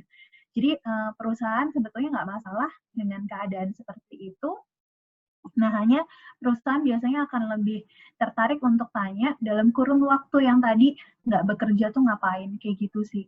Dan ini sebetulnya berlaku untuk hal-hal lainnya, misalnya kayak teman-teman setelah lulus misalnya, kemudian memutuskan nggak langsung kerja, misalnya ada gap gitu. Biasanya perusahaan akan lebih tertarik untuk tanya gap-nya ngapain, kamu produktif apa nggak selama ada gap itu. Itu sih kurang lebih. Menjawab nggak kira-kira? Ya, menjawab, Bu. Thank you ya. Oke. Ya, sama-sama. Oke, Kak Jeremy, ada pertanyaan lagi nih Kak Jeremy di chat. Ini ada dari Nehemia. Nehemia ada bersama dengan kita? Iya, ada. Silakan Nehemia, silakan. Sore Ibu, jadi saya mau bertanya nih, perihal beberapa hal yang membuat mungkin HRD itu ragu ketika kita sebagai pelamar gitu, yang membuat HRD ragu tuh apa saja ya Bu ketika kita apply gitu? Oke, yang membuat HRD ragu. Jadi gini, Nehemia, berarti kalau misalnya sampai kamu diundang interview kan sebetulnya itu adalah proses lanjutan. Proses pertamanya adalah sebetulnya review administratif dulu, review CV, nanti CV-nya oke, baru kemudian diundang interview kayak gitu. Jadi biasanya ketika diundang interview, perusahaan sudah melihat bahwa kamu punya kualifikasi yang sesuai dengan posisi yang kosong, dan kemudian juga secara tidak langsung culture yang kamu punya, kepribadian yang kamu punya itu cocok dengan perusahaan kayak gitu. Nah, kemudian hal-hal apa? Jadi ketika nanti pada saat interview harusnya sih udah ada kesamaan nih antara kualifikasi sama kebutuhan perusahaan, kepribadian kamu sama culture perusahaan. Biasanya gitu. Jadi udah ada nggak yang dari nol banget kayak gitu. Nah, kemudian tapi hal apa yang membuat perusahaan ragu menerima kalian sebagai pelamar? Yang biasanya membuat perusahaan ragu kalau ternyata apa yang kalian tuliskan di CV ternyata beda sama diri kalian pada saat interview. Itu yang pertama akan membuat HRD ragu yang pertama. Jadi maka dari itu apa yang kamu tuliskan di CV itu harus benar-benar sesuai dengan diri kamu supaya tadi mereka nggak menjadi ragu. Kemudian perusahaan akan ragu juga kalau misalnya jawaban yang kamu berikan itu nggak sesuai dengan maksudnya dengan HRD kan ketemu sama banyak orang gitu, mereka pasti punya logik juga dan lain sebagainya. Itu biasanya bikin mereka ragu kalau jawabannya cenderung dibuat-buat atau nggak sesuai. Itu sih biasanya yang membuat mereka ragu. Atau kalau misalnya dari awal kamu datang interview, penampilan kamu nggak meyakinkan kayak gitu, misalnya pakaiannya nggak sopan, kemudian cara berbicaranya nggak sopan, itu biasanya bikin mereka ragu sih. Walaupun sebetulnya ada cukup banyak hal yang bisa bikin mereka ragu, salah satunya ya mungkin kalau ternyata nggak sesuai tadi antara kualifikasi kamu sama culture perusahaan. Tapi yang paling utama biasanya begitu pertama interview, bikin mereka ragu tuh kalau tadi pakaian nggak oke, cara komunikasi nggak oke, dan yang ketiga adalah tadi ketika apa yang kita sampaikan di CV nggak sesuai sama apa yang kita sampaikan di interview. Itu sih kurang lebih yang paling bikin mereka ragu gitu. Menjawab nggak, Nehemia? Sangat terjawab, Bu. Terima kasih. Oke, sama-sama. Ya, terima kasih Nehemia untuk pertanyaannya. Sepertinya ini topiknya panas ya Bu Elvira ya tentang interview. Karena lumayan banyak yang memberikan respon soal ini gitu ya. Nah teman-teman, sebenarnya masih dibuka pertanyaan untuk terkait interview, tapi mungkin kita akan beralih dulu nih ke negosiasi, ya ini tahap lanjutan dari interview gitu ya. Nah nanti kalau teman-teman sepanjang acara masih mau bertanya, tetap kami buka gitu ya. Nah sekarang Bu Elvira kita coba beralih ke interview nih. Negosiasi. Setelah interview dan kita akan masuk ke tahap selanjutnya, kita biasa akan dipanggil untuk negosiasi gitu ya, bisa negosiasi gaji, bisa negosiasi yang lain-lainnya. Nah mungkin boleh ya sih Bu kita di-share pengertian dasar mengenai negosiasi dulu. Oke, nah tadi karena sebelum negosiasi tiba-tiba saya keingetan beberapa hal teman-teman. Mungkin saya sampaikan dulu nggak apa-apa ya Kak Jeremy ya tentang interview nih. Jadi mungkin teman-teman yang belum pernah ngelewatin proses interview gitu perlu tahu bahwa pada saat nanti teman-teman rekrutmen sama perusahaan, apalagi kalau ini adalah full time position ya, bukan magang, interviewnya tuh nggak cuma sekali, tapi berkali-kali kayak gitu. Jadi kalau magang biasanya teman-teman emang cukup di interview sama HRD atau usernya aja. Tapi kalau misalnya ini full time position, interviewnya nggak cuma sekali, tapi bisa minimal 2 kali lah kayak gitu. Jadi teman-teman biasanya akan ketemu dulu sama HRD-nya, orang dari perusahaannya, HRD-nya, rekrutmennya, dan kemudian kalau dari HRD-nya kira-kira sudah oke nih, teman-teman dianggap cocok untuk posisinya, baru kemudian teman-teman lanjut ke tahapan berikutnya, yaitu ketemu sama user. User itu adalah calon bosnya teman-teman nantinya, kayak gitu. Nah, nanti kalau misalnya sudah oke sama user, kayak gitu, kalau perusahaannya ini gede banget, biasanya ada tahapan lagi. ketemu sama posisi yang lebih tinggi dari usernya. Bisa aja adalah bosnya si usernya ini. Jadi kalau usernya teman-teman atau atasan teman-teman adalah manager, teman-teman bisa ketemu nanti sama direkturnya, kayak gitu. Nah, apalagi kalau misalnya teman-teman ikutnya adalah program manajemen trainee. Nah, itu bisa ketemu lagi bukan sama direktur aja, tapi nanti teman-teman ketemu lagi sama board of director. Jadi direkturnya banyak yang interview kayak gitu. Jadi prosesnya tuh bertahap. Nah, kemudian kira-kira apa sih yang bedain interview antara interview HRD sama interview user? Nah, kalau interview HRD, teman-teman, biasanya tuh interviewnya behavioral interview. Jadi interviewnya biasanya tentang behaviornya teman-teman. Jadi yang dilihat adalah kepribadiannya teman-teman. Cocok apa enggak sih sama culture perusahaan, kayak gitu. Kemudian nanti kalau misalnya sudah dianggap tadi behavior teman-teman cocok sama perusahaan, baru kemudian lanjut ke interview user. Nah, di interview user ini, teman-teman baru nanti akan ditanya mengenai kemampuan teman-teman secara mendetail. Ilmunya baru dilihat di situ, kayak gitu. Maka dari itu, kalau ketemu sama user, semua ilmu pada saat kuliah kayak gitu, itu kalau bisa tuh di-refresh lagi, dipelajarin gitu, supaya nanti pada saat ditanya itu bisa lebih oke jawabannya. Atau terkadang sama user tuh kadang ditanyainnya malah study case kayak gitu. Menurut kamu pendapatnya apa kayak gitu. Itulah yang biasanya terjadi kalau pada saat nanti pada saat interview. Nah, nanti setelah melewati tadi serangkaian interview yang panjang itu, kemudian kalau semua pihak tadi udah oke, HRD oke, kemudian atasan kalian oke, atasan kalian oke, barulah nanti kemudian kalian dijadikan kandidat untuk posisi itu. Baru nanti terjadi proses negosiasi. Negosiasi itu prosesnya sebetulnya apa?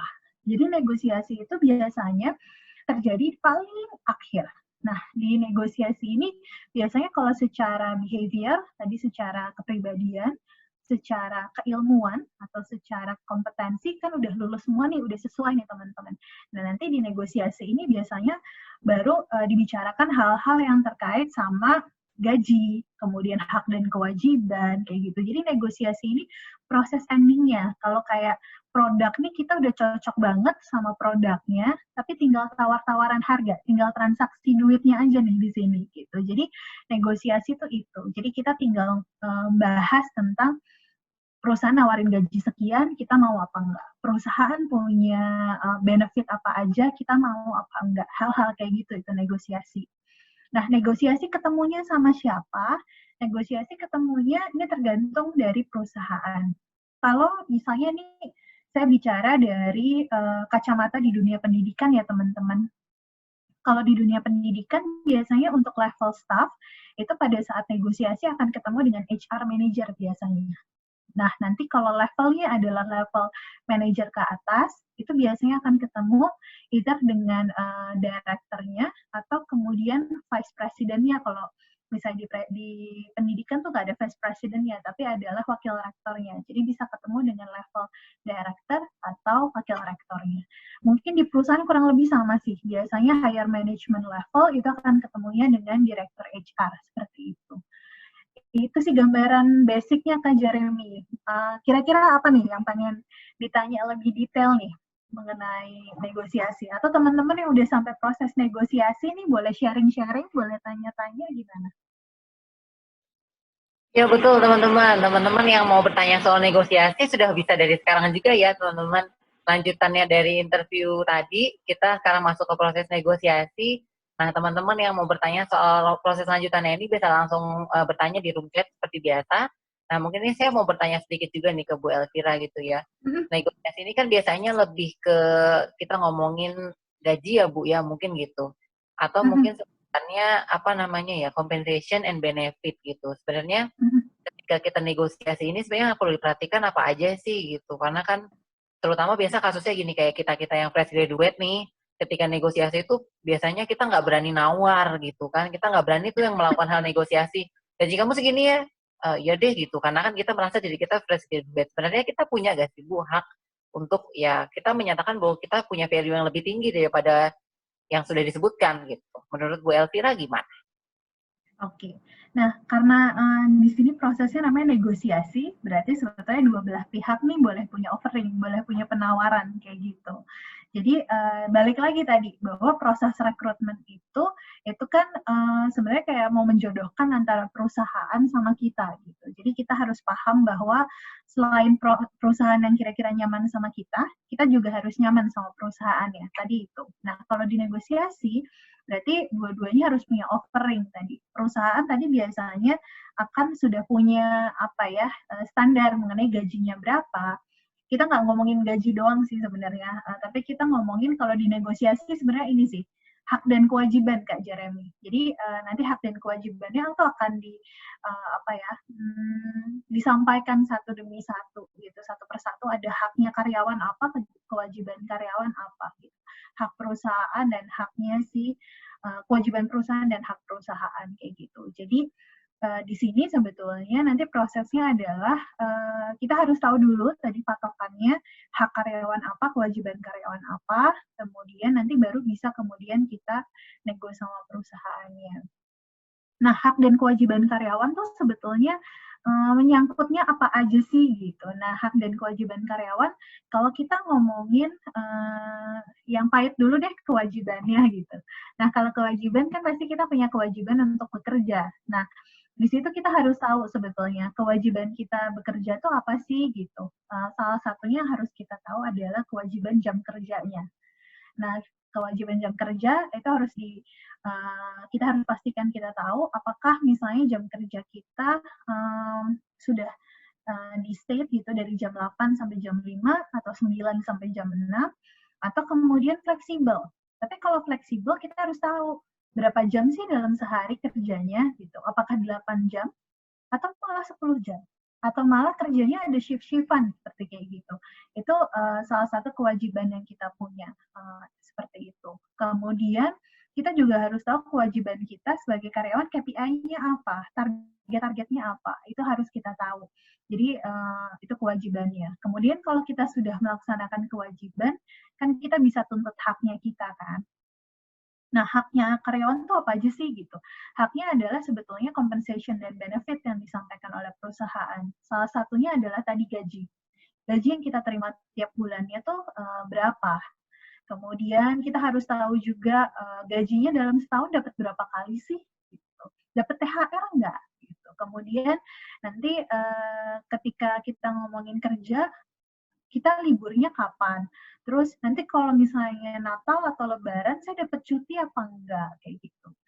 Kemudian tadi kalau misalnya jam kerjanya 8 jam, tapi kalau saya kerja dalam sehari 10 jam, 2 jamnya dihitung lembur apa enggak? Nah, itu adalah beberapa hal yang bisa kamu tanyakan. Itu adalah haknya gitu. Jadi perlu untuk teman-teman tahu batasannya kira-kira sebagai karyawan punya haknya apa aja sih gitu. Jadi nanti pada saat ketemu sama perusahaan, kalian udah punya gambaran sebetulnya apa yang mau dinego. Itu sih kajiannya sebenarnya. Oke, berarti sebenarnya banyak ya Bu yang harus diperhatikan ketika kita melakukan negosiasi dengan perusahaan gitu. Dan menyadari bahwa sebenarnya memang kita punya hak namanya negosiasi kan, ada dua belah pihak yang mau bertemu di satu tujuan yang sama gitu. Tapi seringkali kan kayak kita nih anak-anak yang misalnya mau magang tuh, kasusnya magang nih misalnya kita lihat ya Bu ya negosiasi yang mana lagi kita emang kita boleh ya negosiasi gaji kita gitu kan. Tapi sebenarnya kalau misalnya kasusnya magang nggak apa-apa kah Bu tetap melakukan hal yang sama? Oke. Nah, kalau untuk magang sama full time position ini beda. Karena memang kalau kita coba baca dari definisinya magang dalam peraturan ketenagakerjaan, di situ di state bahwa kalau magang itu adalah sebetulnya pelatihan kerja.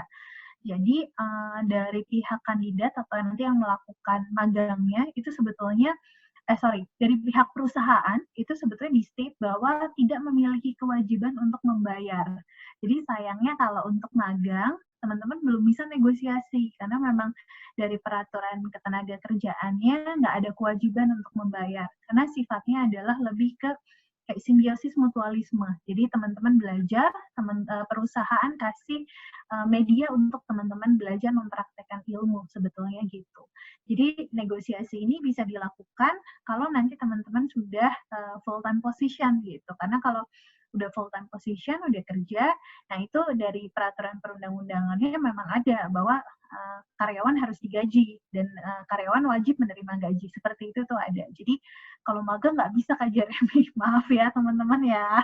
Jadi kalau magang harus ikhlas-ikhlas aja kalau nggak dikasih apa-apa. Terus kalau ternyata nanti dikasih uang makan atau tunjangan transport gitu, kalau kita balik lagi ke offline ya itu berarti rezekinya teman-teman sih, kayak gitu. Disyukuri. Tapi nggak apa-apa jadi pelajaran buat teman-teman ya Bu ya, untuk tahu soal negosiasi gitu ya. Oke, nah Ibu ini ada satu pertanyaan nih masuk dari Yustika, mahasiswa film 2016. Yustika ada bareng dengan kita? Ya, ada. Halo Yustika, silahkan kalau mau pertanyaan disampaikan secara langsung. Oke, ini apa ya, mau nanya Bu, kalau misalnya buat yang udah baru lulus, itu kan kita udah lewatin interview itu semuanya, terus kita udah mulai ketemu sama orang manajer bagian keuangan untuk negosiasi, itu kita pantas nggak sih untuk ngasih, maksudnya hak untuk kewajiban untuk kita bisa apa ya negosiasi gitu, boleh nggak sih gitu? Atau memang pada umumnya kan orang yang baru lulus tuh terserah perusahaan kasih gitu kan? Tapi kalau bagiku kayaknya hal yang wajar nggak sih Bu kalau gitu? Tapi mungkin bagi orang lain nggak sopan gitu loh, baru lulus kok udah pinter-pinter itu. Gitu sih Bu. Oke, nah sebenarnya apa ya, nerimo aja tuh itu udah jadi kayak culture-nya orang Indonesia sih. Pokoknya udah kalau misalnya biasanya orang tua kita sih yang ngajarin, udah namanya anak lulusan masih fresh graduate, baru lulus sekolah, udah terima aja dikasih gaji berapa, yang penting kerja, punya uang. Biasanya orang tua kan ngomong gitu. Nah, tapi di sini saya bukan manas-manasin, tapi saya lebih ke sebetulnya boleh banget untuk tadi kita sebenarnya melakukan negosiasinya. Tapi sebetulnya boundaries-nya apa sih kalau mau negosiasi gitu?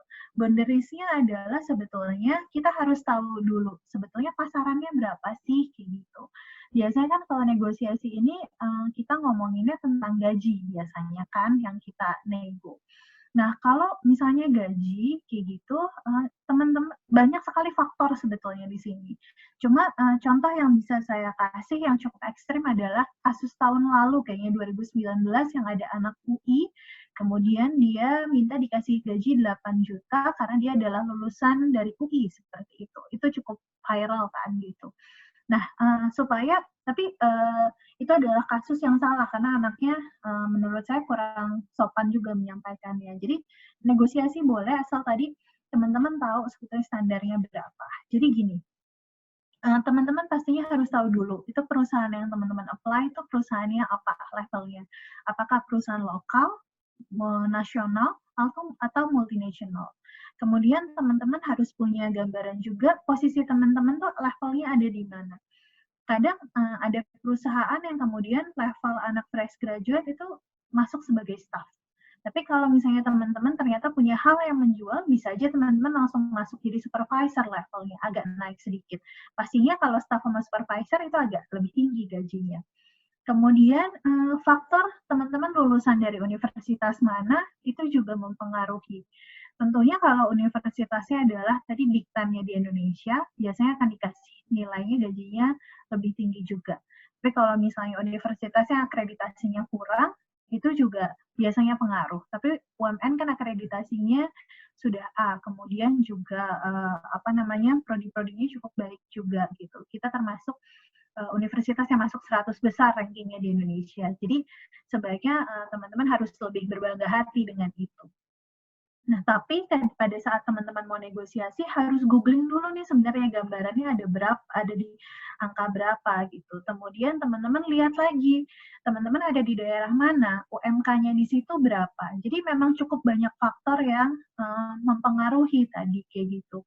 Nah, pastinya gini, kalau nanti misalnya teman-teman googling nih, cari tahu gitu. Bahkan teman-teman kalau googling tuh tadi ada yang sangat spesifik gajinya berapa tuh ngasih tahu di perusahaan apa, ada yang cuma kasih gambarannya aja kisarannya di mana kayak gitu.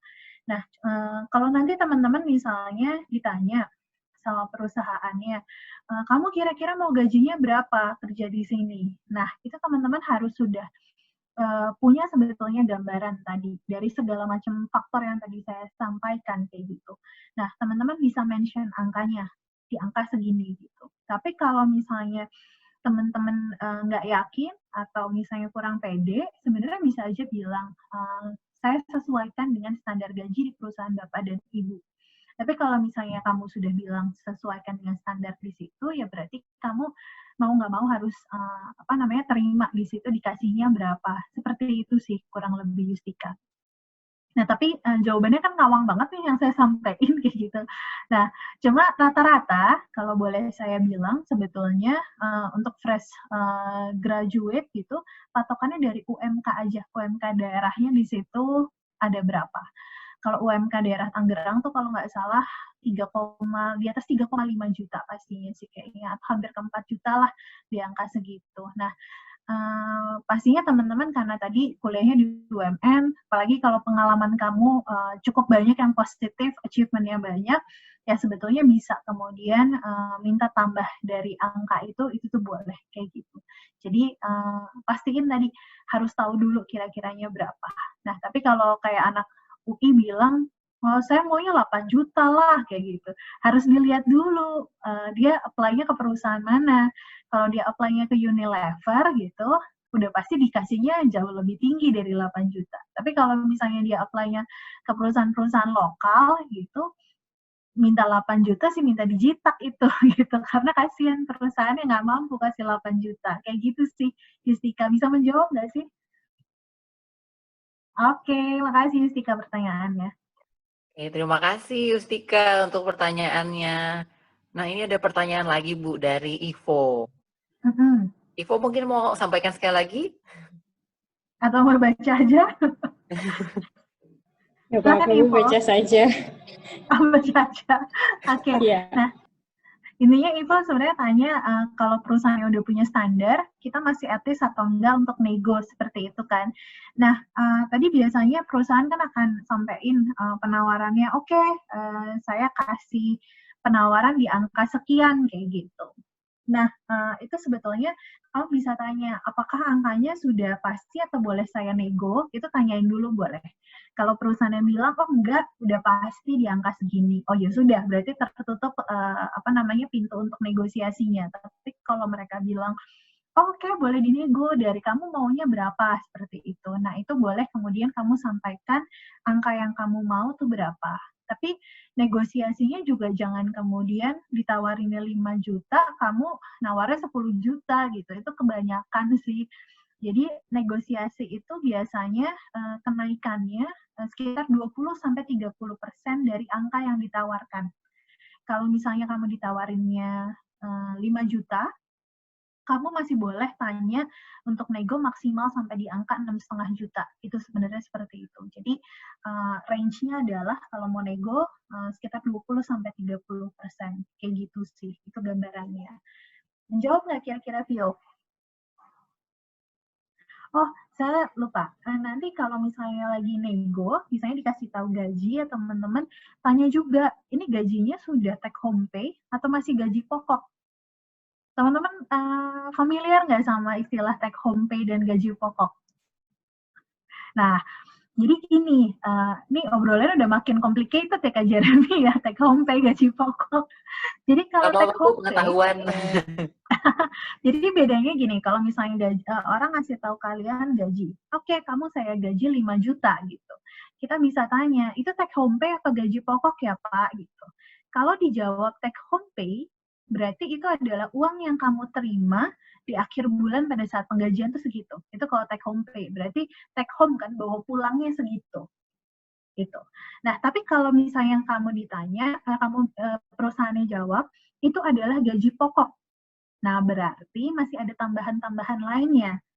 Jadi 5 juta tuh hanya gaji pokoknya. Ada biasanya komponen lain. Komponen lainnya tuh apa? Komponen lainnya biasanya adalah tunjangan makan dan tunjangan transportasi. Itu yang utama. Seperti itu. Jadi beda-beda sih perusahaan. Tapi intinya adalah kalau take home pay itu adalah gaji akhir yang kamu terima. Tapi kalau dia nyatakan itu adalah gaji pokok, nah biasanya ada tambahan lainnya. Tadi uang makan, uang transport. Kamu bisa tanya, uang makannya berapa per harinya, uang transportnya berapa per harinya, seperti itu. Nah, itu biasanya nanti akan dikalikan dengan hari kerjanya berapa hari. Jadi kalau kamu nggak masuk di hari itu, ya uang makannya nggak dikasih, uang transportnya nggak dikasih, kayak gitu. Jadi itu adalah uang-uang yang memang kamu terima sesuai dengan jumlah kehadiran kamu di perusahaan itu dalam sebulan berapa kali, kayak gitu. Itu sih untuk take home pay sama gaji pokok. Nah, kemudian juga ada istilah net atau nggak net gitu. Kalau net, kalau kita tahu kan neto itu adalah berat bersih gitu. Biasanya bisa tanya juga, misalnya gaji 5 juta, kamu bisa tanya, ini sudah net atau masih gross ya gitu.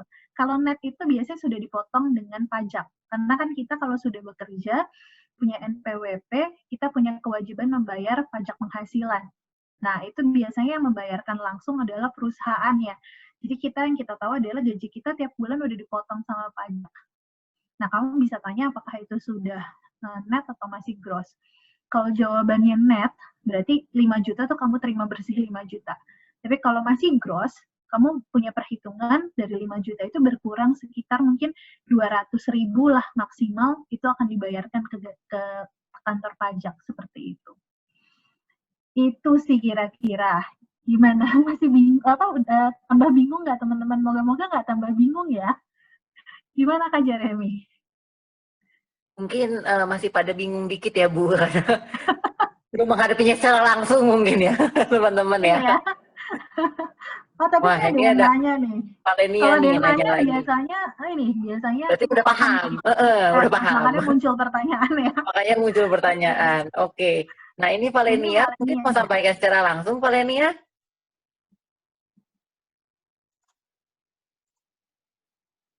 Oke. Mungkin sambil dia nggak ada mic tadi ya. Lupa. Oke, ini pertanyaannya terkait negosiasi. Ternyata offer yang kita peroleh nggak sesuai nih sama yang kita mau, dan ada perusahaan lain yang kita tunggu yang lebih kita minati, tapi etis nggak kalau kita bilang ke perusahaan dengan offer yang kurang itu untuk kita pertimbangkan lagi, konkretnya lebih baik caranya gimana gitu. Oke, jadi kalau di Valenia nih case-nya berarti kamu lagi nungguin 2 perusahaan kali ya, Valenia. Terus kemudian perusahaan yang pertama sudah nawarin gaji, tapi gajinya misalnya nggak sesuai sama harapan ya, dan kamu masih pengen, berarti kamu pengen terima offer dari perusahaan yang lainnya. Nah, jawabannya gini sih, sebetulnya nolak tuh boleh. Jadi misalnya biar lebih gampang, mungkin perusahaan yang sudah offer ke Valenia adalah perusahaan A, offernya misalnya 5 juta. Ini kita contoh-contohan aja ya. Nah, kemudian Valenia nih nunggu perusahaan B. Nah, kalau si perusahaan B ini ternyata offeringnya, Valenia udah tahu dia offering 6 juta, dan kemudian Valenia mau ke perusahaan B, Valenia bisa bilang ke perusahaan A bahwa, bilang ke mereka bahwa, mohon maaf, saya belum bisa terima, belum bisa terima offering di sini. Kalau ditanya alasannya kenapa, bilang aja bahwa ada offering dari perusahaan lain, dan setelah saya, setelah saya pikirkan dengan baik-baik, saya memilih yang perusahaan B. Itu boleh disampaikan seperti itu. Tapi dalam case ini, Valenia nggak perlu kasih tahu gajinya angkanya berapa, atau nggak perlu kasih tahu perusahaannya perusahaan apa.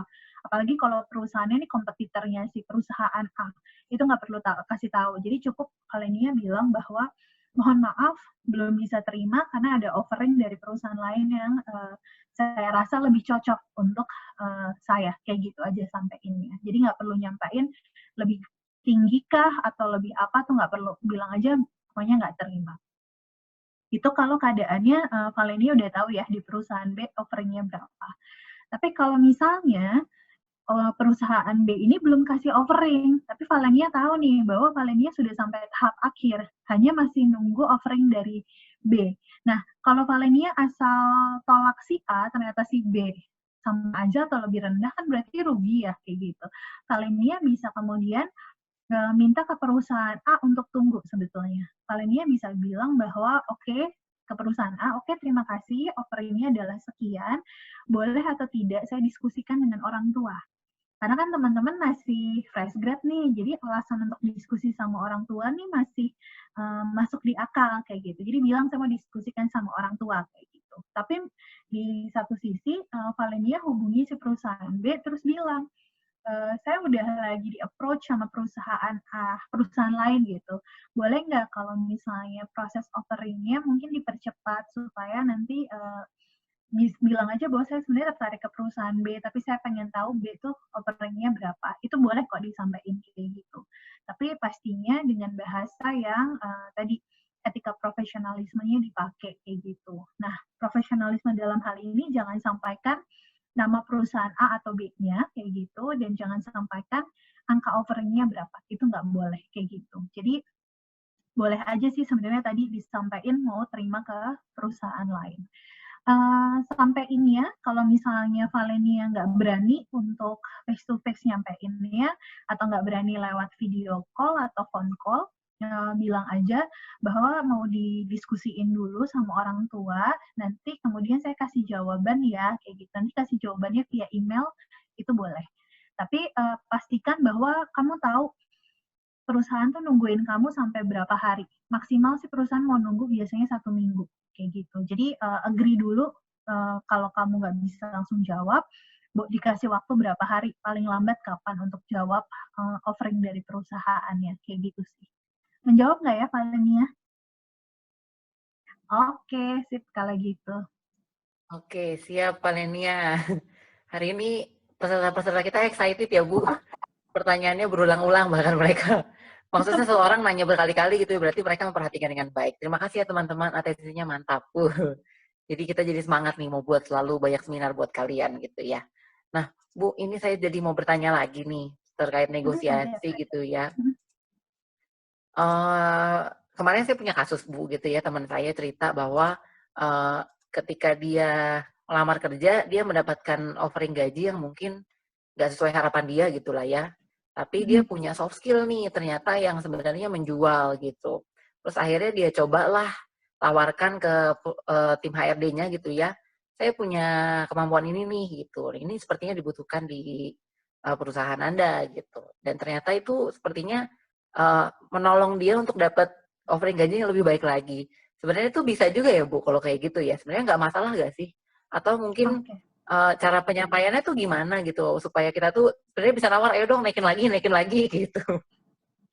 Oke, nah sebetulnya yang dilakukan oleh temannya Kak Jeremy itu boleh banget sebenarnya kalau memang ternyata kita dirasa punya skills lain nih yang lebih mendukung kayak gitu. Nah, misalnya tuh skill apa ya? Skill bahasa deh gitu. Misalnya tadi perusahaan kita bisa bahasanya adalah kalau bahasa Inggris kan sebenarnya udah wajar ya, udah umum gitu. Misalnya punya bahasa lain, bisa ngomong Mandarin misalnya kayak gitu. Terus setelah dipelajari ternyata perusahaannya tuh banyak kliennya Mandarin gitu, banyak kliennya Chinese gitu, terus bisa Mandarin. Itu boleh banget sih kemudian untuk teman-teman sampaikan, saya juga bisa bahasa Mandarin loh gitu. Jadi ini akan menjadi nilai lebih buat perusahaan kalau kemudian saya masuk di situ gitu. Jadi mungkin boleh dipertimbangkan untuk gajinya nambah kayak gitu. Itu boleh. Boleh banget untuk dilakukan. Nah, tapi syaratnya apa? Syaratnya adalah tadi teman-teman sudah yakin 100% bahwa skill yang kalian punya itu memang baik gitu, atau misalnya kualitasnya oke untuk teman-teman sampai minta gaji tambahan gitu. Dan kemudian untuk bisa melakukan itu, teman-teman harus riset sebetulnya sampai tahu tadi kliennya bisa banyaknya Chinese atau apa gitu. Jadi sebetulnya hal itu perlu dilakukannya dengan tadi riset dulu. Kira-kira hal apa yang bisa digali atau hal apa yang bisa benefit dari skills-nya teman-teman, sama kemudian teman-teman harus yakin bahwa skills-nya tadi dinilainya cukup keren kayak gitu. Sebetulnya itu. Nah, kemudian dilakukannya kapan? Sebisa mungkin dilakukannya pada saat lagi negosiasinya. Jangan sampai kemudian disampaikannya nanti 3 hari setelah negosiasi gitu. Jadi disampaikan pada saat itu saat sedang negosiasi. Jadi ada baiknya sih kalau udah tahu mau diterima, mau negosiasi, cari tahu dulu tadi kira-kira teman-teman pastiin maunya di angka berapa. kemudian hal-hal apa yang bisa teman-teman sampaikan untuk bisa tadi nego angkanya lebih tinggi. Nah, mungkin hal-hal yang bisa mendukung adalah salah satunya hal-hal yang bersifat sertifikasi. Biasanya hal-hal kayak gitu sih yang bisa teman-teman jual kayak gitu. Kayak saya nggak tahu kalau yang karena saya cukup pahamnya orang-orang manajemen gitu. Kalau misalnya orang accounting atau finance punya sertifikasi brevet A, brevet B, atau misalnya dapat sertifikasi CFA kayak gitu, itu kan bisa dijual gitu. Itu yang mungkin bisa teman-teman pakai. Gitu sih Kak Jeremy. Oke, berarti teman-teman boleh nih untuk nambah-nambah soft skill juga supaya nanti bisa membantu pas proses negosiasi gitu ya teman-teman. Nah, Bu, tadi kan kita lebih banyak diskusi soal ini negosiasi kalau seandainya kita sudah setuju gitu ya dengan lowongan atau pekerjaan yang kita ditawarkan dan kita juga ngelamar ke situ. Seandainya keadaannya berbeda nih Bu, sebaliknya. Ternyata setelah melewati masa interview dan negosiasi tapi nggak ketemu gitu tujuan akhirnya, nggak cocok gitu kayaknya. Sebenarnya bisa nggak sih Bu kita menolak gitu ya jatuhnya? Kayaknya saya nggak ambil di sini. Nah, tapi kan kayak menolak itu mungkin rasanya kayak kurang sopan. Tapi sebenarnya boleh nggak sih Bu? Dan sebenarnya cara yang baiknya seperti apa sih? Oke, sebetulnya menolak suatu pekerjaan itu boleh-boleh aja sebetulnya. Tapi memang dengan alasan yang harus benar-benar kamu yakini bahwa penolakan itu adalah pilihan yang terbaik sih seperti itu. Jadi jadi kalau mau nolak tuh harus benar-benar kalau bisa jangan dia bilang, kalau misalnya nggak yakin, masih ragu gitu, jangan berikan jawaban pada saat itu. Tapi kemudian tadi minta waktu dulu ke perusahaannya untuk berpikir gitu. Jadi teman-teman kalau ragu, tadi keraguannya bisa kemudian coba dilihat apa sih yang bikin ragu, bisa diskusi sama orang tua atau tanya-tanya sekitar kayak gitu. Nanti kalau memang konklusinya adalah benar-benar kayaknya nggak diambil deh kayak gitu. Nah itu baru kemudian disampaikan kayak gitu. Nah rata-rata sih biasanya ragunya tuh kalau saya tahu kalau udah sampai di level negosiasi biasanya balik lagi sih ke gaji sih biasanya di compensation and benefit-nya gitu. Itu sebetulnya teman-teman bisa sampaikan secara hanya bilang mohon maaf saya belum bisa terima offering-nya. Kemudian bisa sampaikan juga jangan bilang bahwa offeringnya terlalu kecil saya nggak mau, itu nggak sopan. Jadi sebatas bilang aja mohon maaf saya belum bisa terima offeringnya, mungkin nanti di satu saat kita bisa bekerja sama atau bisa bekerja sama di lain kesempatan. Cukup seperti itu saja. Tapi sampaikan juga terima kasih atas segala proses yang telah dijalankan bersama gitu. Nah, tapi kalau perusahaannya biasanya udah suka banget sama kalian, mereka akan tanya, kenapa sih nggak diterima gitu, alasannya apa, kayak gitu. Nah, itu teman-teman kalau sudah sampai dikejar sama perusahaannya, alasannya apa, lah barulah teman-teman bisa sampaikan alasannya kenapa, kayak gitu. Biasanya sih, kalau misalnya tadi ada kayak Valencia, ada offering lebih tinggi, ya nggak apa-apa bilang, iya ada offering lebih tinggi Pak atau Bu, gitu, itu nggak apa-apa. Nah, kalau misalnya nggak ada offering lebih tinggi, tapi ternyata gajinya kekecilan karena teman-teman rumahnya jauh banget nih, akhirnya gajinya habis di ongkos gitu. Nah, itu boleh kok disampaikan, bisa aja bilang, iya Pak, misalnya teman-teman ditawarin kerjanya di Jakarta Pusat, rumah kalian misalnya di BSD gitu. Kemudian tiap hari ongkosnya pulang pergi tuh misalnya 60.000 gitu. Nah, gajinya cuma misalnya 3 juta gitu. Ya 60.000 dikali sebulan tuh berapa, uang makannya berapa, kayak gitu kan nggak nutup. Nah, itu boleh disampaikan bahwa kayaknya gaji yang ditawarkan memang nggak sesuai, karena nggak sesuai aja dengan misalnya ongkosnya atau uang makannya, itu boleh disampaikan. Gitu sih. Gitu Kak Jer. Oke, jadi sebenarnya menjawab banget sih Bu, karena pernah juga mengalami kasus kayak gitu ditawarin, tapi ternyata nggak cocok gitu di akhirnya.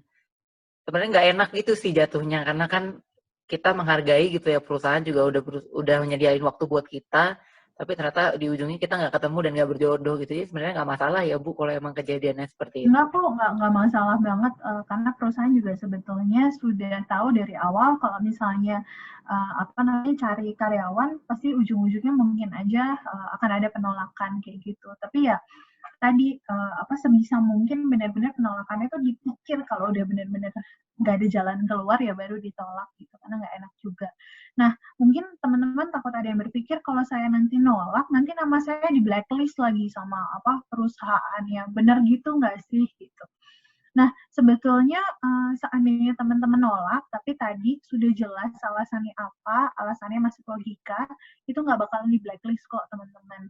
Yang di blacklist itu tuh kalau misalnya teman-teman bilang, karena nggak berani nolak nih, kemudian bilang iya aja, tapi kemudian di tanggal yang sudah disepakati untuk kamu masuk hari pertama, ternyata kamu nggak masuk kayak gitu, ternyata kamu menghilang tanpa jejak, nggak bisa dihubungin, itu pasti di blacklist kayak gitu. Atau misalnya baru kerja, harusnya kontraknya uji cobanya 3 bulan kayak gitu, tapi ternyata belum 3 bulan nggak masuk gitu, nggak ada kabar, nggak datang-datang, itu di blacklist. Tapi kalau dari awal sudah disampaikan kenapa nggak bisa terima, disampaikannya dengan cara yang baik, etikanya dipakai, itu nggak bakal di blacklist loh. Gitu sih. Oke, bener juga sih, termasuk yang blacklist itu juga takut juga sih Bu. Karena kan kita sebenarnya nggak mau ya, ada beberapa hal mungkin orang-orang yang nggak berani menolak gitu ya kasusnya. Ternyata sebenarnya better tetap, intinya hari ini kayaknya saya nangkap kata kuncinya jujur ya. Jujur dengan segala sesuatu gitu ya. Dan jadi, etikanya dipakai, etika komunikasinya sih.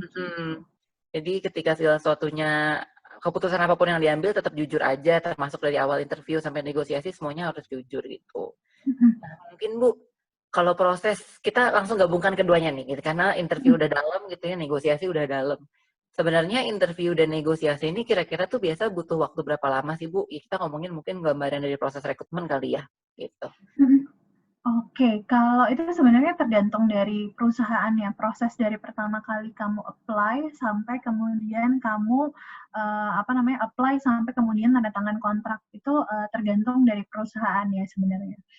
Kalau posisinya ini adalah posisi yang cari satu orang aja, satu orang dalam arti adalah ada satu posisi kosong terus dicari penggantinya, itu relatif cepat biasanya. Bisa 1 sampai 3 bulan tuh udah selesai prosesnya.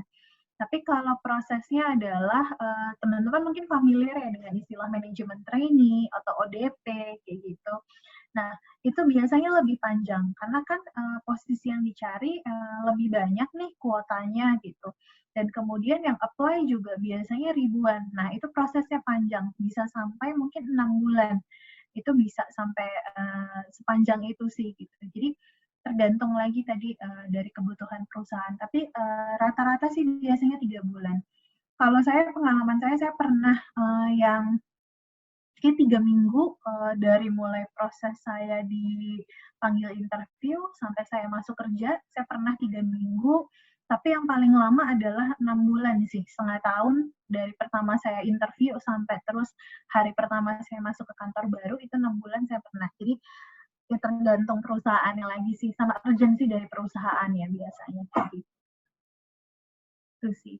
Oh, terus ini, karena tadi biasanya kalau untuk anak teman-teman fresh graduate gitu kan kadang ada teman-teman yang belum belum wisudaan, terus udah kayak gitu belum terima ijazah, tapi kalian udah cari kerja kayak gitu. Terus nanti udah disuruh masuk nih sama perusahaannya. Nah itu sebetulnya perusahaan kadang malah tanya sama kita, kapan bisa mulai gabung seperti itu. Nah itu kita harus jawab benar-benar tanggalnya harus sudah pasti nih kapan kita bisa masuknya. Itu yang butuh komitmen kayak gitu. Jadi kalau teman-teman yang belum diwisuda, tapi sudah yudisium misalnya, tapi belum wisuda, dan juga belum terima ijazahnya, itu udah diterima kerja, kemudian ditanya bisa masuknya kapan. Yang perlu kalian tanyakan adalah, saya sampai sekarang belum terima ijazahnya. Apakah saya harus masuk setelah terima ijazah atau boleh masuk sebelum ijazahnya diterima? Itu yang perlu ditanyakan sih. Jadi kalau perusahaan yang bilang, oh nggak apa-apa kok, kita udah cocok, ijazah cuma sekedar untuk formalitas. Lah kalau kayak gitu ya berarti sesuaiin aja. Teman-teman mau masuknya kapan. Tapi kalau misalnya perusahaannya bilang, oh kita harus terima ijazahnya dulu, kayak gitu. Nah, itu kalian koordinasi lagi ke kampus, paling cepat dapat ijazahnya kapan. Baru kemudian sampein konfirmasi misalnya setelah tanggal segini, bulan ini. Kayak gitu sih. Oke. Nah, ini ada pertanyaan Bu dari Jessica Santoso. Mungkin saya bacakan kali ya. Jessica dari Perhotelan 2018 ingin bertanya, mungkin bukan soal negosiasi, semoga boleh, kata dia. Bijak gak ya Bu kalau apply di perusahaan, di banyak perusahaan, katanya takutnya kalau harus nolak salah satu karena sudah keterima di yang lain agak kurang enak. Gimana ya Bu? Katanya. Terima kasih. Oke, nah sebetulnya kalau sekarang, kalau bisa sih memang malah jangan apply ke satu perusahaan terus nunggu kabar baru apply lagi. Karena kan memang sekarang cari kerja tuh kompetisi ya Kak Jeremy. Jadi banyak banget yang apply kerjaan, tapi kerjaannya sebenarnya adanya lowongannya ya itu-itu aja. Gitu. Jadi sebetulnya nggak apa-apa banget kalau kamu apply ke banyak perusahaan gitu. Bahkan apa ya, bisa sampai puluhan itu nggak masalah juga gitu. Yang penting adalah teman-teman punya record-nya.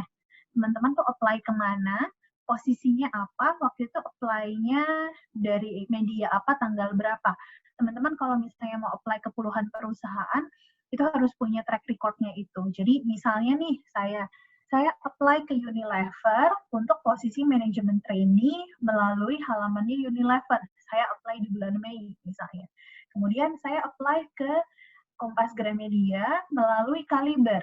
Saya apply-nya untuk posisi apa, saya apply tanggal berapa. Kalian harus punya record-nya itu dulu. Yang pertama. Nah, kemudian nanti kan semuanya prosesnya dijalanin kan kayak gitu. Pastikan kalau misalnya apply ke beberapa perusahaan kayak gitu, jangan sampai kemudian nanti bentrok jadwal interviewnya atau jadwal apapun itu nggak boleh bentrok kayak gitu.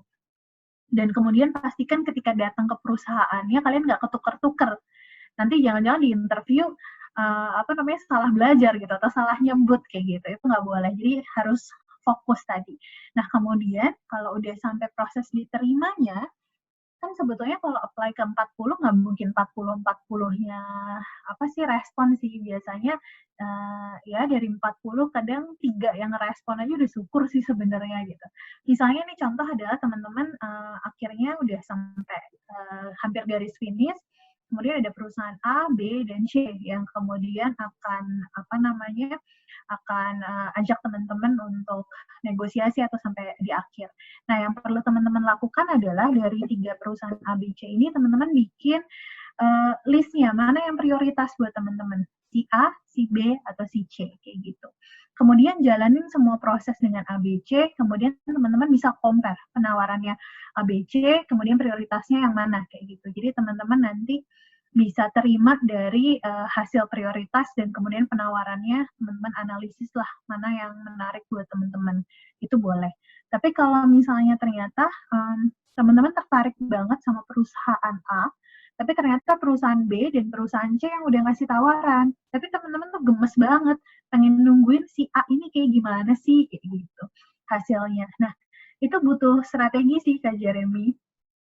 Syukur-syukur kalau prosesnya tuh udah deket-deketan semuanya gitu. Kalau si B sama C udah sampai proses negosiasi, tapi si A itu tuh sebetulnya udah penjadwalan untuk negosiasi. Kalau kayak gitu kan tinggal mengulur waktu antara si B dan si C untuk dapat keputusannya sambil nungguin si A kayak gitu. Itu bisa lah nanti diatur. Tapi kalau misalnya ternyata si A ini prosesnya udah sampai masih rada jauh, ya sampaikan aja ke si A bahwa A, saya tertarik banget masuk sini, tapi saya udah dapat tawaran dari perusahaan B sama C gitu. Nah, kira-kira ke depannya timeline-nya seperti apa ya? Bisa saya dapat keputusannya kapan kayak gitu. Nah, itu dibandingin lagi aja. Kalau misalnya masih keburu untuk nungguin A, tungguin A. Tapi kalau udah ternyata nggak keburu sama A, ya mau nggak mau kalian harus terima antara B sama si C ini dan kemudian menyelesaikan prosesnya dengan A. Jadi kalau misalnya kalian udah terima terima dari salah satu perusahaan, proses dengan perusahaan lainnya itu harus langsung dihentikan. Karena apa? Karena bentuk integritas kalian ke perusahaan yang kalian terima kayak gitu. Itu sih gambarannya Jessica. Menjawab nggak ya Jessica? Gimana Jessica? Terima kasih banyak. Oke, sama-sama Jessica. Oke Bu, mungkin di terakhir kali ya, ini udah lumayan sore juga. Mungkin boleh Bu dikasih kesimpulan hari ini. Udah lama nggak kerasa ya ngomonginnya panjang tentang interview sama negosiasi. Mungkin boleh nih Bu Elvira kita di-share soal kesimpulan sama tips and trick deh kali ya buat closing gitu. Oke, jadi kalau untuk kesimpulan sih sebenarnya kesimpulan dari semua proses yang teman-teman jalanin kalau rekrutmen, mungkin ada ada 2 poin yang ingin saya sampaikan sih, bahwa enggak ding, ada 3 poin. 3 poin. Yang pertama, poin pertama adalah dari semua proses teman-teman harus menyampaikan segala sesuatunya yang jujur. Jadi sesuai dengan realitasnya seperti apa. Itu yang pertama, harus jujur. Kemudian yang kedua adalah harus perbanyak riset. Nah, riset itu diperbanyak karena ya tadi, proses ini kan proses teman-teman mengenal perusahaan, perusahaan mengenal teman-teman. Jadi teman-teman harus tahu diri kalian sedalam-dalamnya mau ngapain, dan kalian juga harus cari tahu perusahaannya sedalam-dalamnya juga, kayak gitu. Jadi proses riset ini sangat penting. Dan kemudian yang ketiga adalah teman-teman harus menyadari bahwa proses pencarian kerja ini adalah dual proses. Jadi kalau kayak komunikasi nih, dual communication. Jadi teman-teman bukan cuma mendengar aja, teman-teman juga harus bisa menyampaikan pendapatnya apa. Jadi nggak cuma kemudian perusahaan bilang kewajiban kamu A, B, C, D gitu, kemudian ya udah iya diterima aja kayak gitu. Tapi teman-teman harus dari proses riset ini bisa menyampaikan hal-hal apa yang ingin teman-teman ketahui, hal-hal apa yang teman-teman inginkan. Sebetulnya seperti itu. Jadi prosesnya tadi dual proses, makanya ada negosiasi karena memang tadi teman-teman harus punya offering apa, kemudian teman-teman dengerin offering perusahaannya apa. Tapi tentunya dalam dua proses ini, dalam proses negosiasinya yang harus diperhatikan adalah etika dalam berkomunikasi secara profesional. Karena itu sangat penting supaya tadi nggak merusak hubungan antara perusahaan dengan Universitas Multimedia Nusantara dan juga dengan teman-teman sendiri. Kayak gitu sih. 3 hal itu. Oke, itu sih Kak Jeremy kalau dari saya sih kesimpulannya. Tadi Kak Jeremy tanya tipsnya ya? Betul, Bu. Tipsnya apa ya? Tipsnya sih sebetulnya dengan cara ya tadi, dari risetnya itu sih sebenarnya tipsnya. Jadi dari riset itu teman-teman bisa tahu sih nanti hal-hal apa saja yang jadi peluang dan kemudian jadi tantangan atau halangan buat teman-teman sih sebenarnya. Dan tadi harus paham juga tentang prosesnya. Jadi harapannya hal-hal yang saya sampaikan hari ini, kita diskusikan hari ini bisa nambah pengetahuan teman-teman. Jadi teman-teman punya gambaran the whole prosesnya seperti apa. Jadi kalau butuh berstrategi, strateginya kayak gimana. Tipsnya itu aja sih. Dan jangan malu bertanya sama pihak yang dirasa lebih paham. Mau tanya ke orang tua, silahkan. Ke prodi gitu, ke dosen pembimbing gitu, kalau misalnya deket boleh, tanya ke CDC juga boleh, kayak gitu sih. Baik, terima kasih banyak Bu Elvira atas sharingnya hari ini. Teman-teman boleh dong saya minta tepuk tangan virtualnya ya, gitu, reaction virtual tepuk tangannya. Untuk Bu Elvira saya juga mau ngasih.